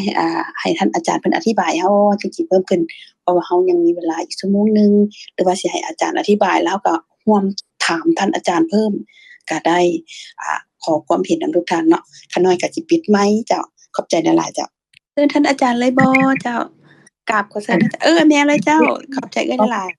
กำลังสิบอกว่าเชิญท่านอาจารย์เลยเนาะให้เพิ่นขอความเมตตากรุณาเพิ่นให้เพิ่นซอยพิจารณาแล้วก็สั่งสอนหมู่เฮาหันนะกับข้อที่น้องนิ่นเพิ่นยกตัวอย่างมาเกี่ยวของจังได๋กับข้อที่พวกหมู่เฮากำลังเรียนอยู่นี่ว่าหรือในพระธรรมข้ออื่นกับเชิญท่านอาจารย์เจ้าสำบายดีสุขุสุคนตอนนี้ก็เบิดเวลาแล้วเด้อเพราะว่าเฮาเริ่ม 19:00 นเนาะยังชั่วโมงนึงอาจารย์ยังชั่วโมงนึงโดยก็เลยว่าสิปิดแล้วก็มื้อหน้าจะเว้ากันอีกข้าน้อยก็อนุโมทนานำสุขุสุคนเด้อประกันให้ธรรมทานข้าน้อยเด้บ่แม่นข้าน้อยสิให้ธรรมทานทั้งหลายเด้นี่ทานแต่ละคนนี่โอ้ยมีความเข้าใจธรรมะลึกซึ้งตัวดีหลายเป็นประโยชน์หลายจนบ่ข้าน้อยบ่ต้องเว้าตื่มเลยก็ได้ที่เว้ามาทั้งหมดอันนั้นเป็นโทษ โทษของอิหยังโทษของน้ำของรูปคำว่ารูปก็คือกายเฮานี่ล่ะรูปกาย น้ำก็คือนามกายก็คือจิตกับเจตสิกโฮมกันเข้าการโฮมกันเข้าของรูปภาษาบาลีเพิ่นว่ากายหรือกายะโฮมมันเข้าของรูปเป็นตัวเฮาโฮมมันเข้าของน้ำคำว่าน้ำแปลว่าสภาพหูอารมณ์คือจิตกับสิ่งเกิดกับจิตว่าเจตสิกโฮมกันเข้าแล้วก็มาอาศัยรูปกายน่ะเกิดขึ้นนิทานทั้งหลายอันเว้ามานั่นก็คือโทษของนามรูปนี่แหละคือโทษของกายนี่แหละคันสิอันเว้ายาวไปก็ว่ารูปกายนามกายหรือรูปธรรมนามธรรมคือเว้ายาวไปอีกก็ว่าเป็นขันธ์ห้าก็แปลว่ากองหากองมีกองรูปอยู่ตัวเฮานี่เด้กองเวทนาความรู้สึกกองสัญญาคือความจำกองสังขารคือสิ่งที่มาปรุงแต่งจิตใจเฮาสิเป็นความโลภความติดข้องความหลงหรือความเข้าใจเป็นต้นพวกนั้นก็เอิ้นว่าเป็นกองสังขารสิเป็นสิ่งที่เกิดกับจิตแล้วก็กองวิญญาณก็คือจิตนั่นแหละคือสภาพหูทางตาทางหูทางจมูกทางลิ้นทางกายทางใจอันนี้เอิ้นว่าวิญญาณเอิ้นว่าจิตอันความหมายของคำว่าขันธ์นี่แปลว่ากองแปลว่าหมวดมาโฮมกันหรือว่าโดยเนื้อความก็แปลว่าเป็นความว่างเปล่าคืออากาศยังจังว่างเปล่าคืออากาศก็เพราะว่ามันเกิดขึ้นแล้วก็ดับไปแล้วมันก็หมดไปแล้วเด้หมดไปแล้วมันก็บ่ยังคือเก่าเด้มันหายไปแล้วบ่กลับมาอีกแล้วมันสูญไปแล้วสิ้นไปแล้วมันบ่มีแล้วเด้แต่ละขณะมันก็บ่ยังคือเก่าแล้วบ่ยังคือเก่ามันสิเป็นตัวเฮาตัวเขาเป็นคนเฮาฮักคนเฮาชังหรือเป็นตัวของเฮาตัวของเขาเป็นสัตว์เป็นบุคคลก็บ่ได้อันนี้เพิ่นว่าเป็นความจริงเป็นธรรมะแต่ว่าเป็นความจริงของพระพุทธเจ้าเพิ่นแสดงให้พวกเฮาฮู้เด้ให้พวกเฮาเข้าใจแต่ว่าความจริงของพวกเฮาบ่เป็นจังซั่นเด้ความจริงของพวกเฮาคือว่าตาก็เป็นของเฮานี่แหล้วหูดังลิ้นกายใจทั้งหมดอยู่ตัวเฮานี่ก็เป็นของเฮานั่นตัวก็เป็นของผู้นั้นผู้นี้เป็นของทานนิ่นบ้างทานสีสมพรบ้างทานสาครบ้างหรือว่าเป็นทานหน่อยบ้างหรือว่าเป็นทานเฒ่าแม่พัดบ้างหรือสุขุทุกคนนั่นแหละก็เป็นตัวเฮานี่แหล้วเป็นของเฮานี่แหล้วเป็นเฮานี่แหล้วก็เป็นผู้นั้นผู้นี้เป็นของผู้นั้นผู้นี้ตัวตนของผู้นั้นผู้นี้ก็มีความรักความผูกพันเกิดขึ้นเด้ก่อนเป็นของเฮาเป็นเฮาตัวตนของเฮาคันบ่เป็นเฮาเป็นของเฮาตัวตนของเฮามันสิเป็นของผู้ใดได้ยินอยู่นี่ก็สิเป็นทานทั้งหลายได้ยินทานเว้ามาขาน้อยก็ได้ยินเด้สิเป็นผู้ใดล่ะก็เป็นเฮานี่แหล้วความรักก็เป็นเฮาความชังก็เป็นเฮาฮู้บ่ฮู้ก็เป็นเฮานี่แหละในชีวิตประจำวันเห็นได้ยินได้กินฮู้รสต่างๆกินข้าวกินน้ำแซ่บบ่แซ่บก็เป็นเฮาตัวถูกต้องสัมผัสทางกายเย็นร้อนอ่อนแข็งก็เป็นเฮาตัวทางใจคิดเรื่องนั้นเรื่องนี้อันนี้ก็บ่คิดเรื่องผู้นั้นตายผู้นี้ตายผู้นั้นบ่ตายผู้นี้บ่ตายก็เป็นเฮาคิดเด้มีแต่เป็นความเป็นเฮาตัวของเฮาตัวตนของเฮาเด้ตั้งแต่เฮาเห็นมาตั้งแต่น้อยๆพุ่นน่ะได้ยินก็ดีได้กินลิ้มรสถูกต้องสัมผัสนึกคิดมาแต่น้อยๆพุ่นเดี๋ยวนี้ก็ยังได้ยินคือเก่าเห็นได้กินลิ้มรสถูกต้องสัมผัสนึกคิดก็คือเก่าบ่ดับตัวเขาด่าเฮาตั้งแต่10ปีที่แล้วเฮาก็ยังจำได้อยู่เด้เฮาก็คิดถึงอยู่บ่ดับเฮาเห็นสิ่งที่ดีสิ่งที่บ่ดีโอ้ยก็เฮาแล้วเห็นมันก็บ่ดับเด้เดี๋ยวก็เห็นอีกเนี่ยเป็นเฮาตัวทุกข์ก็เป็นเฮาสุขก็เป็นเฮาดีใจเสียใจก็เป็นเฮาของเฮาตัวตนของเฮาอันนี้ก็เป็นความจริงตัวบ่เชื่อก็ไปถามเขาเจ้าเบิ่งติญาติพี่น้องเฮาทั้งหลายว่าเป็นเจ้าบ่เจ้ากินข้าวกินน้ำอยู่นี่เจ้าเห็นมันเจ้าเห็นบ่เจ้าได้ยินมันเจ้าได้ยินบ่ได้กินได้กินหูรสถูกต้องสัมผัสนึกคิดเป็นเจ้าบ่เขาสิงึดเด้มันออกคุยมาถามจังซี่เนาะว่าเด้มันเป็นจังได๋เนาะจึงมาถามแนวนี้มันบ่แม่นข่อยมันสิเป็นผู้ใดมันบ่แม่นทานเห็นทานได้ยินก็สิเป็นผู้ใดบ่แปลกว่ะอันนี้ก็เป็นความจริงของพวกเฮาตัวความจริงในชีวิตประจำวันเฮาเด้แต่ว่าบ่แม่นความจริงของพระพุทธเจ้าเด้พระพุทธเจ้าเพิ่นนั้นแสดงความจริงตรงกันข้ามกับเฮาอีกบัดทีนี้พวกเขานี่ตัวตนของเฮานี่มีตั้งแต่สิ่งที่เที่ยงตัว เห็นได้ยินได้กินลิ้มรสถูกต้องสัมผัสมาตั้งแต่เด็กน้อยจนฮอดเดี๋ยวนี้ที่เขาน้อยเว้ามานั่นก็เที่ยงตัวเห็นแล้วก็เห็นอีกอยู่นั่นแหละได้ยินแล้วได้ยินอีกได้กินลิ้มรสถูกต้องสัมผัสนึกคิดก็คือเก่าเป็นสิ่งที่เที่ยงแท้แน่นอนเด้มันก็บ่เปลี่ยนบ่แปลงแล้วเมื่อกี้ก็ได้ยินเดี๋ยวนี้ก็ได้ยินมื้ออื่นก็ได้ยินมื้อฮื้อก็ได้ยินก็ได้ยินคือกันเป็นจังซี่เด้บ่เปลี่ยนบ่แปลงแล้วก็เป็นเฮานี่ล่ะเป็นอัตตาตัวตนของเฮาอันนี้แหละก็เป็นความเป็นจริงของพวกเฮาตามที่เฮายึดเข้าถือเพื่อว่าอุปทานนี่บัดทีนี้เป็นจังไดเห็นสิ่งที่ดีก็ฮักเด้อยากได้เด้มักเห็นสิ่งที่บ่ดีก็สร้างเด้บ่อยากได้ตัวบ่อยากเห็นได้เกณฑ์ก็ตามหูรสก็ตามถูกต้องสัมผัสนึกคิดสิ่งที่มันเฮ็ดให้เกิดความทุกข์ก็บ่อยากให้มันเป็นแล้วก็อยากให้มันมีแต่ความสุขเด้เห็นได้ยินได้กินลิ้มรสถูกต้องสัมผัสกับสิ่งที่ดีๆแล้วเป็นไปตามความเฮาต้องการเด้ได้ตามที่ต้องจากการนั่นก็เป็นความสุขสุดตัวได้ตามที่เฮาอยากได้ตามสมปรารถนาเด้เฮาก็ดีใจซั่นแหล้วก็ถือว่าเป็นความสุขได้ก็อยากได้ด้วยความเป็นเฮาเด้แล้วก็แล่นหามันตลอดชีวิตนั่นแหละคันได้มาแล้วก็ย้านมันเสียตัวเฮาก็พยายามทุกวิถีทางเด้บ่ให้มันเสียบ่ให้มันหายไปให้มันยังอยู่คือเก่าแล้วคันบ่ได้ตามนั้นบ่ได้ตามนั้นก็โอ้ยเครียดเด้บาดเสียอกเสียใจเศร้าโศกแล้วคิดแล้วคิดอีกแล้วเฮาก็เป็นทุกข์แท้เป็นหยังจะมาว่าเฮาเป็นหยังจะบ่เข้าใจเฮาจังซั่นจังซี่ด้วยความเป็นเฮาเด้อันนี้เพิ่นว่าเป็นโทสะที่เกิดขึ้นโทสะมันก็มีความรู้สึกเพิ่นเวทนาเกิดก็โอ้ยเสียใจแล้วเสียใจก็เพราะอิหยังเพราะว่ามันบ่ได้ตามที่เฮาอยากได้บ่ได้ตามที่เฮาต้องการก็เลยเป็นจังซี่อันนี้แหละโดยการยึดมั่นถือมั่นว่าเป็นสิ่งที่เที่ยงเป็นสิ่งที่บ่เปลี่ยนบ่แปลง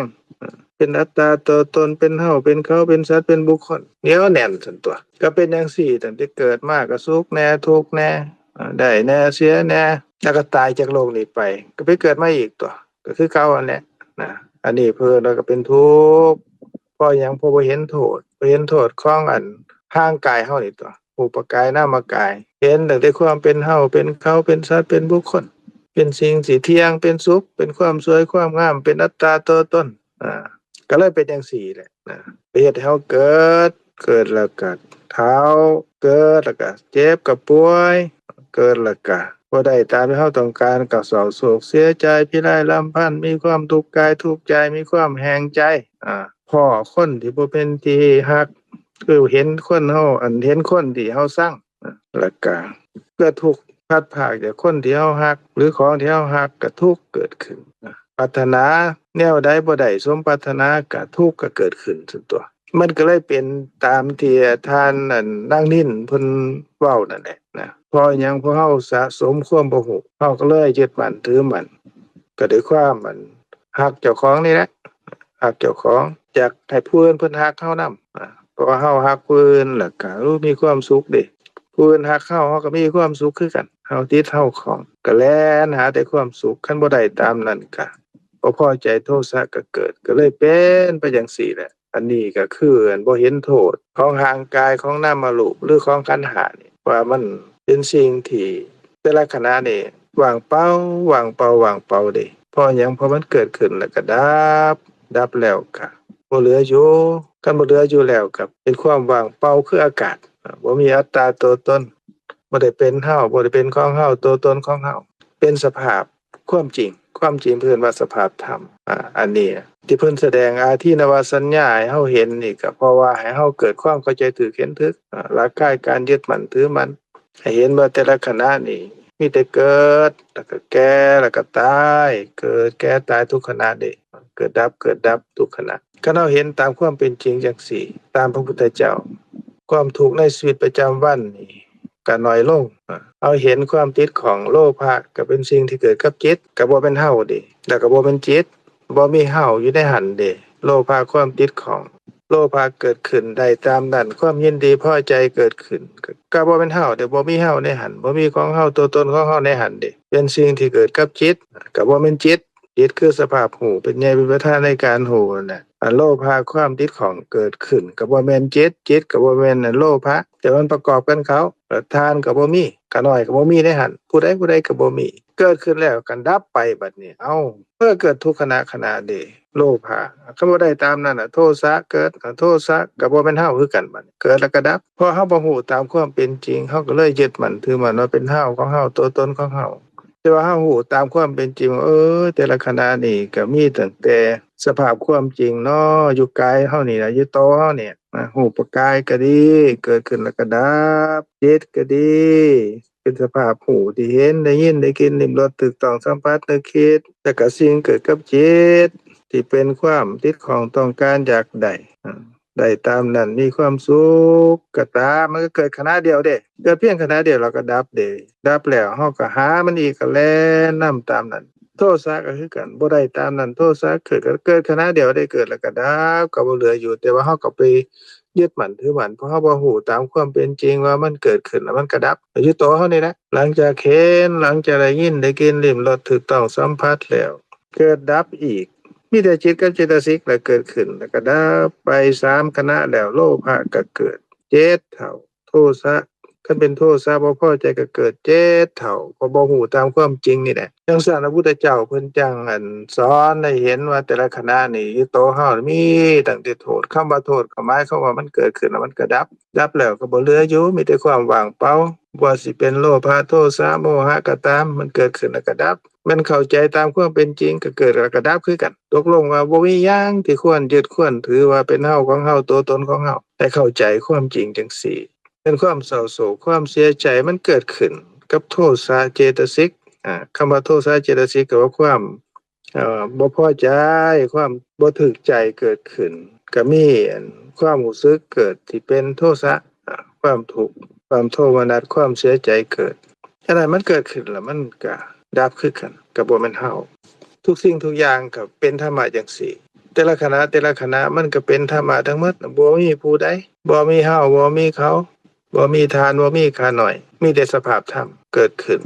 มีแต่ความเป็นอนัตตาบ่มีโตมีตนมีแต่ความว่างเปล่าพอบ่เหลืออยู่เด้เกิดขึ้นแล้วก็ดับอันเบิดไปแล้วเด้แต่ว่าเฮาบ่เข้าใจเฮาก็คิดว่าบ่เบิดก็เลยเกิดทุกข์ก็เป็นไปตามที่เป็นนี่แหละนะพระพุทธเจ้าเพิ่นก็สอนให้เข้าใจความจริงเพื่อคลายความทุกข์ในการยึดมั่นถือมั่นในตัวเฮาที่ได้เกิดโลภะความติดของบ่ได้ตามนั้นที่ได้เกิดโทสะเพราะบ่ฮู้ตามความจริงอันนี้แหละเป็นเหตุแห่งทุกข์แล้วก็เฮ็ดบาปแน่เฮ็ดบุญแน่สุขแน่ทุกข์แน่แล้วก็ตายไปแล้วก็เกิดอีกก็เป็นคือเก่าอีกเด้บัดเนี่ยพอบ่ฮู้ตามความเป็นจริงว่าแต่ละขณะนั้นนี่มีตั้งแต่เป็นธรรมะเด้บ่มีผู้ใดเลยมันเกิดดับตลอดร่างกายของเฮาที่เฮาคิดว่ามันเป็นของเฮาตัวตนของเฮาเป็นสิ่งเที่ยงเป็นสิ่งที่เที่ยงเป็นสุขเป็นอัตตานี่แต่ที่จริงแล้วก็มีแต่เกิดกับดับเกิดแล้วแปรเปลี่ยนไปแล้วก็ดับเกิดแปรเปลี่ยนไปแล้วก็ดับนะก็เป็นจังซี่มาตลอดคันเฮาฮู้ตามความเป็นจริงก็ดับความบ่ฮู้นั้นดับโลภะเฮาก็ฮู้ว่ามันเกิดดับโทสะก็ฮู้ว่ามันเกิดดับความฮู้ที่เกิดขึ้นก็ดับความบ่ฮู้โลภะโทสะมันก็ค่อยเบาบางลงเด้ความเห็นผิดว่าเป็นตัวตนของเฮาเป็นผู้นั้นผู้นี้ก็ลดลงคือกันจนในที่สุดเฮาก็เห็นว่าโอ้มีแต่ธรรมะบ่แม่นเฮาตัวนี้บ่แม่นของเฮาตัวตนของเฮาตัวนี้อันนี้ก็เพื่อให้เกิดความเข้าใจถูกความเห็นถูกนั่นแหละคันเฮาบ่เข้าใจถูกบ่เห็นถูกเฮาก็ทุกข์อยู่ตลอดด้วยความเป็นเฮาของเฮาตัวตนของเฮาเด้ได้ยินสิ่งที่บ่ถูกใจก็ทุกข์แล้วเพราะบ่ฮู้ว่าสิ่งที่ได้ยินเนี่ยเสียงที่ปรากฏทางหูก็แค่เป็นเสียงที่ปรากฏทางหูเด้บ่แม่นสัตว์บ่แม่นบุคคลตัวตนใดๆเป็นสิ่งที่ปรากฏให้จิตได้ยินเพิ่นว่าโสตวิญญาณเนี่ยฮู้เสียงซื่อๆการได้ยินนั่นก็บ่แม่นเสียงเด้เสียงก็บ่แม่นการได้ยินเด้แล้วก็บ่มีเฮาของเฮาตัวตนของเฮาอยู่ในหันเด้ด้วยความบ่ฮู้เฮาก็ไปยึดมั่นถือมั่นว่าเป็นเสียงผู้นั้นเป็นเสียงผู้นี้เป็นคนมาเว้าให้ฟังว่าผู้นั้นเป็นจังซั่นเป็นจังซี่มันเป็นไปในทางดีก็ดีใจนำเขามันเป็นในทางบ่ดีก็เสียใจนำเขาเด้ก็เป็นจังซี่เด้เพราะเฮาบ่ฮู้ว่านั่นเป็นเสียงซื่อๆเกิดขึ้นแล้วก็ดับได้ยินเสียงเกิดขึ้นแล้วก็ดับคิดทางใจเกิดขึ้นแล้วก็ดับแล้วมันสิเป็นอัตตาตัวตนบ่มีเฮาของเฮาตัวตนของเฮาในหันบ่ธรรมดา คันเฮาบ่ฮู้ก็เป็นเฮาแล้วได้ยินเป็นเฮาแล้วคิดเป็นเฮาแล้วเสียใจคันฮู้ตามความเป็นจริงสิ่งที่ได้ยินก็บ่แม่นสิ่งก็บ่แม่นอันการได้ยินเด้การได้ยินก็บ่แม่นสิ่งได้ยินเด้มันคนละอย่างกันเด้แล้วก็บ่แม่นเฮานำได้ยินเพิ่นเราเป็นจิตได้ยินเพิ่นว่าได้ยินทางหูนี่เพิ่นว่าโสตะแปลว่าหูวิญญาณแปลว่าหูเสียงทางหูเสียงก็บ่แม่นได้ยินก็บ่แม่นเสียงมันแยกขาดจากกันเด้มองเกิดเสียงก็คืออัน โสตประสาทที่รับหูเสียงอันนั้นก็เป็นหูนั่นก็บ่เป็นเฮาเด้หูก็เป็นหูมันบ่ฮู้ได้ว่ามันเป็นอันโสตประสาทของผู้นั้นผู้นี้หรือว่าหูของผู้นั้นผู้นี้สิ่งที่มันเป็นก็คือมันเกิดขึ้นสืบต่อแล้วก็เปลี่ยนไปแล้วก็ดับตกลงว่าหูก็ตามหรือเพิ่นว่าโสตประสาททางหูเป็นที่รับเสียงและเป็นที่เกิดของโสตวิญญาณคือเกิดการได้ยินรูปนั่นก็บ่ฮู้ว่าเป็นของผู้ใดบ่มีเฮาของเฮาตัวตนของเฮาในหันเด้ได้ยินเสียงเอิ้นว่าโสตวิญญาณก็เป็นจิตเป็นสภาพหูก็บ่มีเฮาในหันเด้เสียงที่ปรากฏให้ได้ยินก็บ่แม่นเฮาเขาสัตว์บุคคลเด้ทั้ง3อย่างนี่มาร่วมกันเข้าก็เกิดการได้ยินขึ้นเกิดขึ้นแล้วก็ดับไปแล้วก็จิตรับอารมณ์ต่อจากหันไปอีกเกิดขึ้นเทื่อนึงแล้วก็ดับก็คือจิตเจตสิกนั่นแหละเกิดแล้วก็ดับต่อมาก็พิจารณาอารมณ์อีกเทื่อนึงเกิดขึ้นแล้วก็ดับแล้วก็มีจิตที่ตัดสินอารมณ์ว่าสิไปทางใดดีเสียงนี่เป็นตาสร้างเป็นตาหักบ่ว่าสิเฮ็ดให้เฮาเกิดความเครียดความขมบ่หรือโทสะเกิดแนวได้ยินข่าวเขาที่เขาเว้าให้ฟังทางทานนิ่นได้ฟังโทสะเกิดคือความบ่พอใจเกิดนั่นแหละความบ่พอใจก็มีความ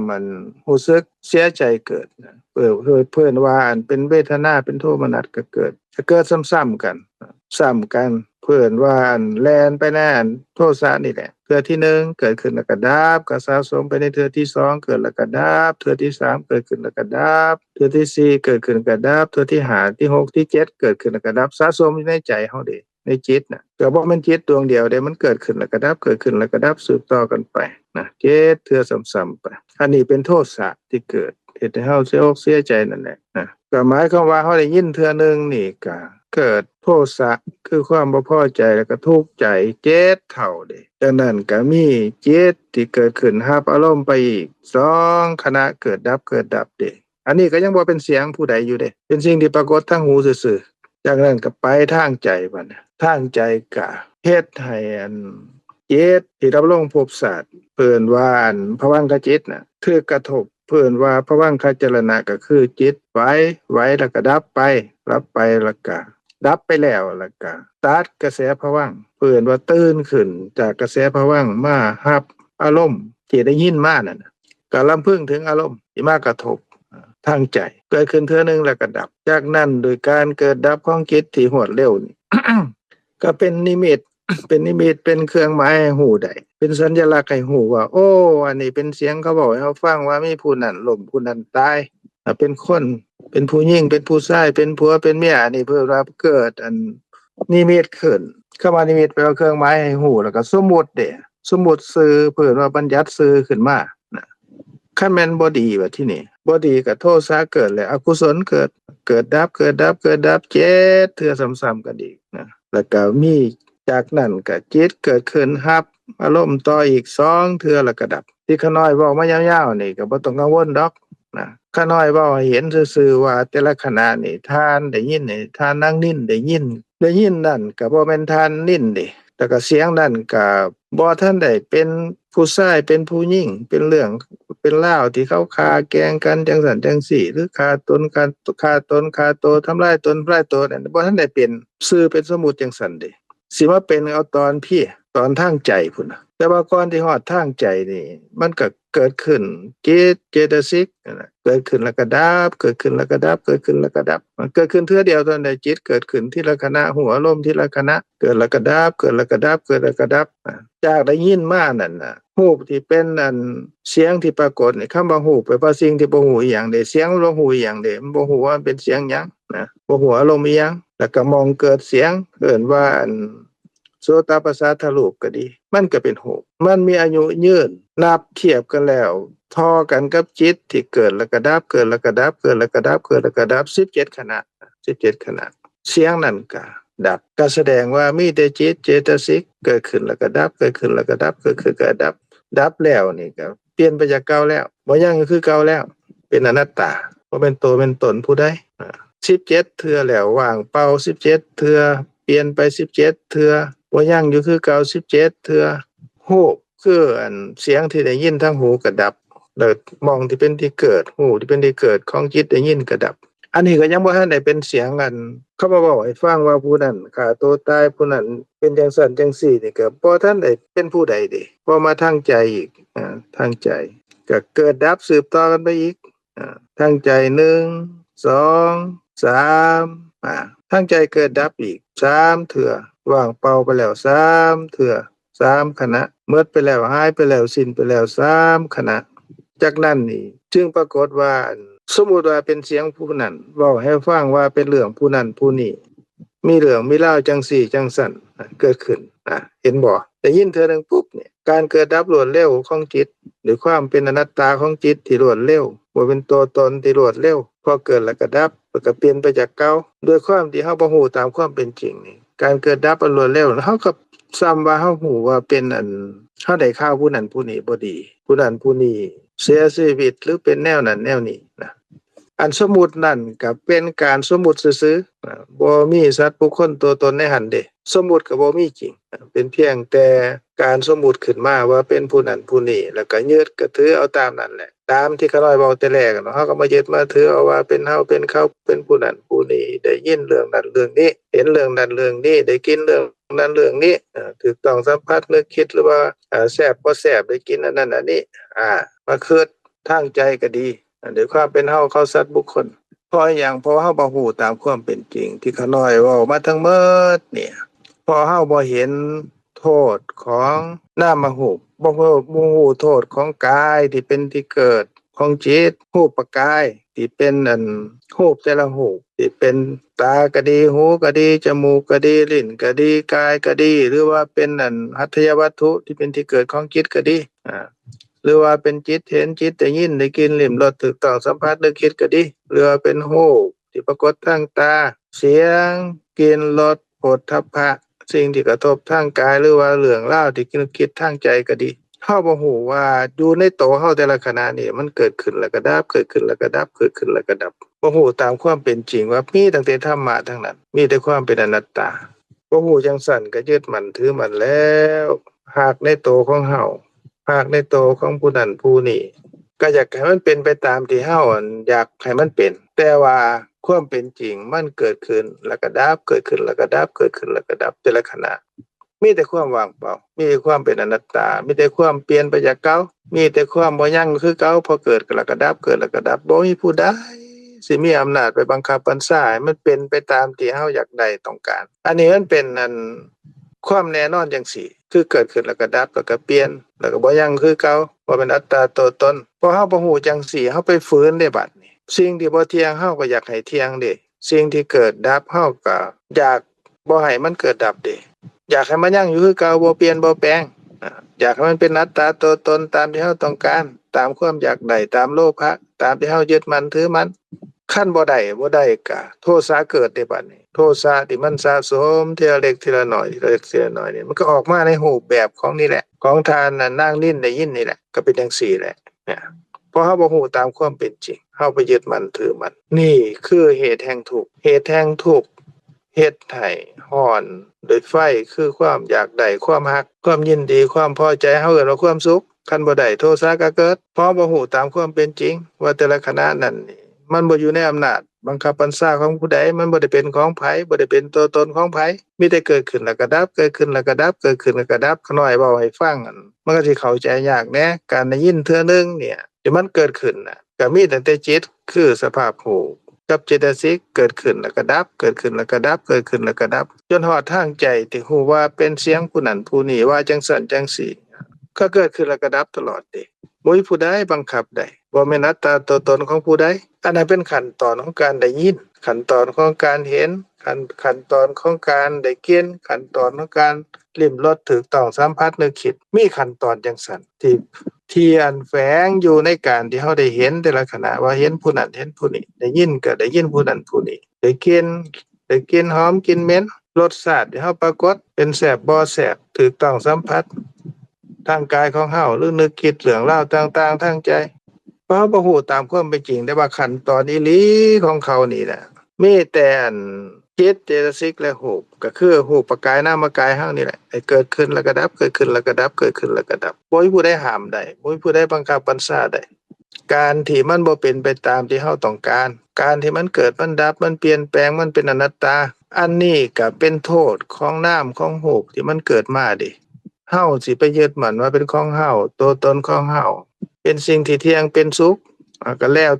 แต่ว่ามันบ่รับรู้นำเด้สิ่งที่มันเป็นก็คือมันเกิดขึ้นเปลี่ยนไปแล้วมันก็ดับเกิดแล้วก็ดับเกิดแล้วก็ดับในตัวของมันเองมันก็บ่แม่นของทานของขาน้อยเด้ฮู้มันบ่ฮู้ได้ว่ามันเป็นผู้ใดตาหูจมูกลิ้นกายใจมันก็บ่ฮู้ว่าเป็นของผู้ใดโลภะโทสะโมหะก็บ่ฮู้ว่าเป็นของผู้ใดเป็นไผตัวตนของไผสิ่งที่มันเป็นมันเกิดขึ้นเปลี่ยนไปแล้วมันก็ดับเกิดขึ้นเปลี่ยนไปแล้วก็ดับเฮาไปยึดมั่นถือมั่นในสิ่งที่บ่เป็นของเฮาว่าเป็นของเฮาในสิ่งที่บ่เที่ยงว่ามันเที่ยงในสิ่งที่มันเป็นทุกข์ว่าเป็นสุขในสิ่งที่มันบ่งามว่างามในสิ่งที่บ่เป็นตัวตนของเฮาว่าเป็นตัวตนของเฮาในสิ่งที่บ่เป็นเฮาก็ว่าเป็นเฮาในสิ่งที่บ่เป็นของเฮาก็ว่าเป็นของเฮาในสิ่งที่บ่เป็นผู้นั้นผู้นี้ก็ว่าเป็นผู้นั้นผู้นี้ในสิ่งที่บ่เป็นของผู้นั้นผู้นี้ก็ว่าเป็นของผู้นั้นผู้นี้ในสิ่งที่บ่เป็นตัวตนของผู้นั้นผู้นี้ก็ว่าเป็นตัวตนของผู้นั้นผู้นี้อยากให้มันเป็นไปตามที่เฮาต้องการเฮาก็บ่มีมันสิเป็นไปตามความต้องการของเฮาได้จังได๋ผู้อื่นก็บ่มีสัตว์บุคคลก็บ่มีแต่สภาพธรรมที่เป็นจริงคือครับสภาพที่เป็นจริงคือจิตสภาพหูเจตสิกเกิดกับจิตแล้วก็หูที่เป็นที่เกิดของจิตของเจตสิกอยู่ตัวของเฮานี่แหละเกิดขึ้นแล้วก็ดับเกิดขึ้นแล้วก็ดับบ่ฮู้ตามความเป็นจริงจังซี่ก็เลยเป็นเหตุแห่งทุกข์นั่นแหละนะพระพุทธเจ้าเพิ่นก็สอนให้เห็นความจริง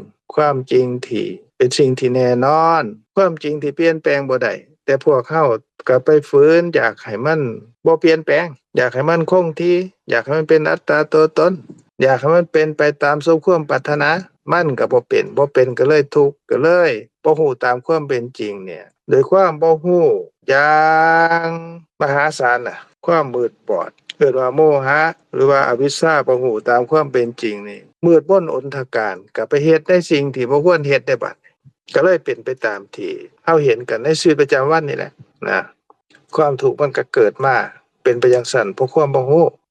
คันเฮาฮู้ตามความเป็นจริงแล้วเฮาก็สิคลายความทุกข์ในชีวิตประจำวันบรรเทาความทุกข์ในชีวิตประจำวันได้ก็บรรเทาทุกข์ในวัฏฏะก็ในวัฏฏะคือความเกิดความแก่ความตายได้ตามลำดับนั่นแหละนะอันนี้ข้าน้อยก็บ่ทันได้ตอบคำถามของทานนินเด้นะแต่ว่าข้าน้อยเว้าให้ฟังถึงสภาพที่เฮายึดมั่นถือมั่นหรือความเป็นเฮาของเฮาตัวตนของเฮาในปุถุชนธรรมดาก็เป็นจังซี่เป็นความจริงของพวกเฮาก็เลยทุกข์ก็เป็นไปตามนั้นนะทุกข์หลายคันมีความบ่ฮู้หลายก็ทุกข์หลายบ่ฮู้หลายอีหลีก็จนที่เหตุการณ์เกิดขึ้นที่มาเว้าให้ฟังนี่แหละบัดทีนี้คันเฮาฮู้ล่ะคันเฮาฮู้ตามความเป็นจริงความทุกข์ก็น้อยลงเด้ความบ่ฮู้เพิ่นว่าเป็นความเศร้าหมองของจิตหรือเอิ้นเป็นกิเลสนะเป็นโลภะก็ดีความติดของก็ดีโทสะก็ดีมันเกิดขึ้นเพราะบ่ฮู้คือโมหะนะผสมอยู่คันมีกิเลสหลายก็ทุกข์หลายทุกข์จนนั่นบ่อยากอยู่ในโลกนี้นั่นแหละคันมีกิเลสน้อยก็ทุกข์น้อยบ่มีกิเลสก็บ่มีทุกข์เลยเป็นจังได๋จังสิบ่มีกิเลส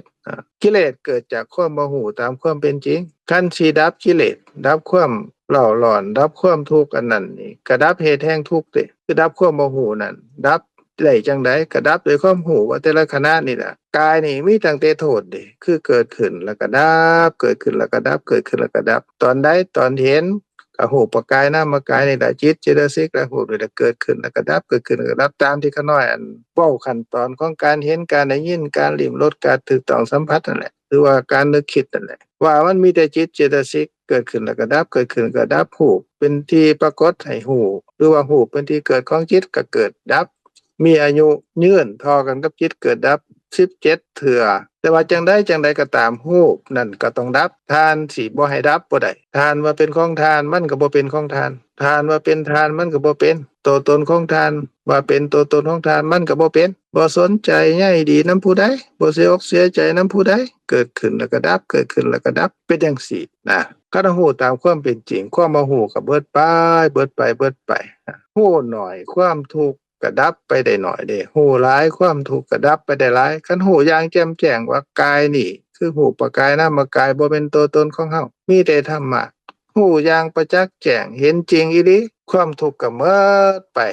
ตามลำดับของความรู้ที่เกิดขึ้นนั่นแหละจนดับความทุกข์ได้ในที่สุดกิเลสบ่มีเฮาบ่ต้องทุกข์ในชาตินี้นำแล้วก็บ่ทุกข์ในการเกิดการแก่แล้วก็ตายบ่มีแล้วนะอันนี้ข้าน้อยก็เว้ากว้างๆให้ฟังซื่อๆบัดทีนี้ข้าน้อยก็สิขอร่วมกับท่านนั่งนิ่นในจักหน่อยหนึงได้บ่น้อ โดยท่านอาจารย์ อันเฮาได้ยินจังซี่แล้วนี่อันพี่น้องเฮาทั้งหลายเพิ่นก็เว้าให้เฮาฟังแล้วก็ข้าน้อยก็เว้าให้ทานฟังนำนี่อันพ่อบรรเทาเบาบางลงได้แน่บ่ โดยท่านอาจารย์ท่านอาจารย์เว้าเมื่อกี้นี้พอดีคันน้อยก็เลยระลึกถึงว่าคันสิเว้านี่เฮานี่มีอาสวะเนาะท่านอาจารย์เนาะแม่นบ่เฮามีอาสวะแบบว่าเครื่องมักดองของจิตที่ว่าเฮาเกิดมาเป็นคนทุกมื้อนี่นะโดยความเมาความคิดอันนั้นก็มีโมหะนั่นแหละเป็นเหตุเป็นมูลนะ โดยแปลว่าเฮามีโดยเฮามีอันนี้เฮาเกิดมาเป็นคนแล้วเฮามีสิ่งนี้อยู่ในตัวของทุกๆคนแม่นบ่ท่านอาจารย์แม่นเพราะว่าเฮามีมูลของมันเด้รากเหง้าของมันคือบ่ฮู้ตามความเป็นจริงคืออวิชชานะอวิชชาเกิดอันนั้นอาสวะนั่นสิเป็นโลภะก็ดีนะกามาสวะภวสวะก็เป็นความติดของอันนั้นก็เป็นโลภะคือกันทิฏฐาสวะก็เป็นความเห็นผิดว่าเป็นเฮาของเฮาตัวตนของเฮาเป็นสิ่งที่เที่ยงเป็นสุขเป็นอัตตานะอวิชชาสวะก็คือความบ่ฮู้ตามความเป็นจริงนี่แหละนะมันเกิดขึ้นคันฮู้ตามความเป็นจริงไอ้พวกนี้ก็เบิดไปนั่นแหละนะก็เพราะว่าอันพวกนี้มันหลายนั่นแหละแต่การที่เฮาบ่ฮู้ตามความเป็นจริงยึดมั่นถือมั่นตามที่ข้าน้อยเว้าให้ฟังเมื่อกี้นี่แหละนะอันเป็นพวกเฮาตัวเป็นพวกเฮาตัวตนของเฮาทางกายของเฮาจิตเจตสิกโลภะโทสะโมหะก็เป็นเฮาหมดแต่ว่าความจริงคือบ่มีเฮาเขาสัตว์บุคคลแต่ละขณะนะอันนี้ก็เป็นทางที่ดับความทุกข์บัดทีนี้ข้าน้อยอันสิร่วมกับท่านแนว่าอันถามท่านแนว่าคนที่เกิดมาในโลกนี้นี่ตายบ่เหลือท่านอาจารย์เกิดมาเท่าใดก็ตายเท่านั้นแม่นบ่แม่นบ่โดยบัดทีนี้ท่านได้ยินว่าคนตายท่านเสียใจบ่ในขณะนั้นเสียใจ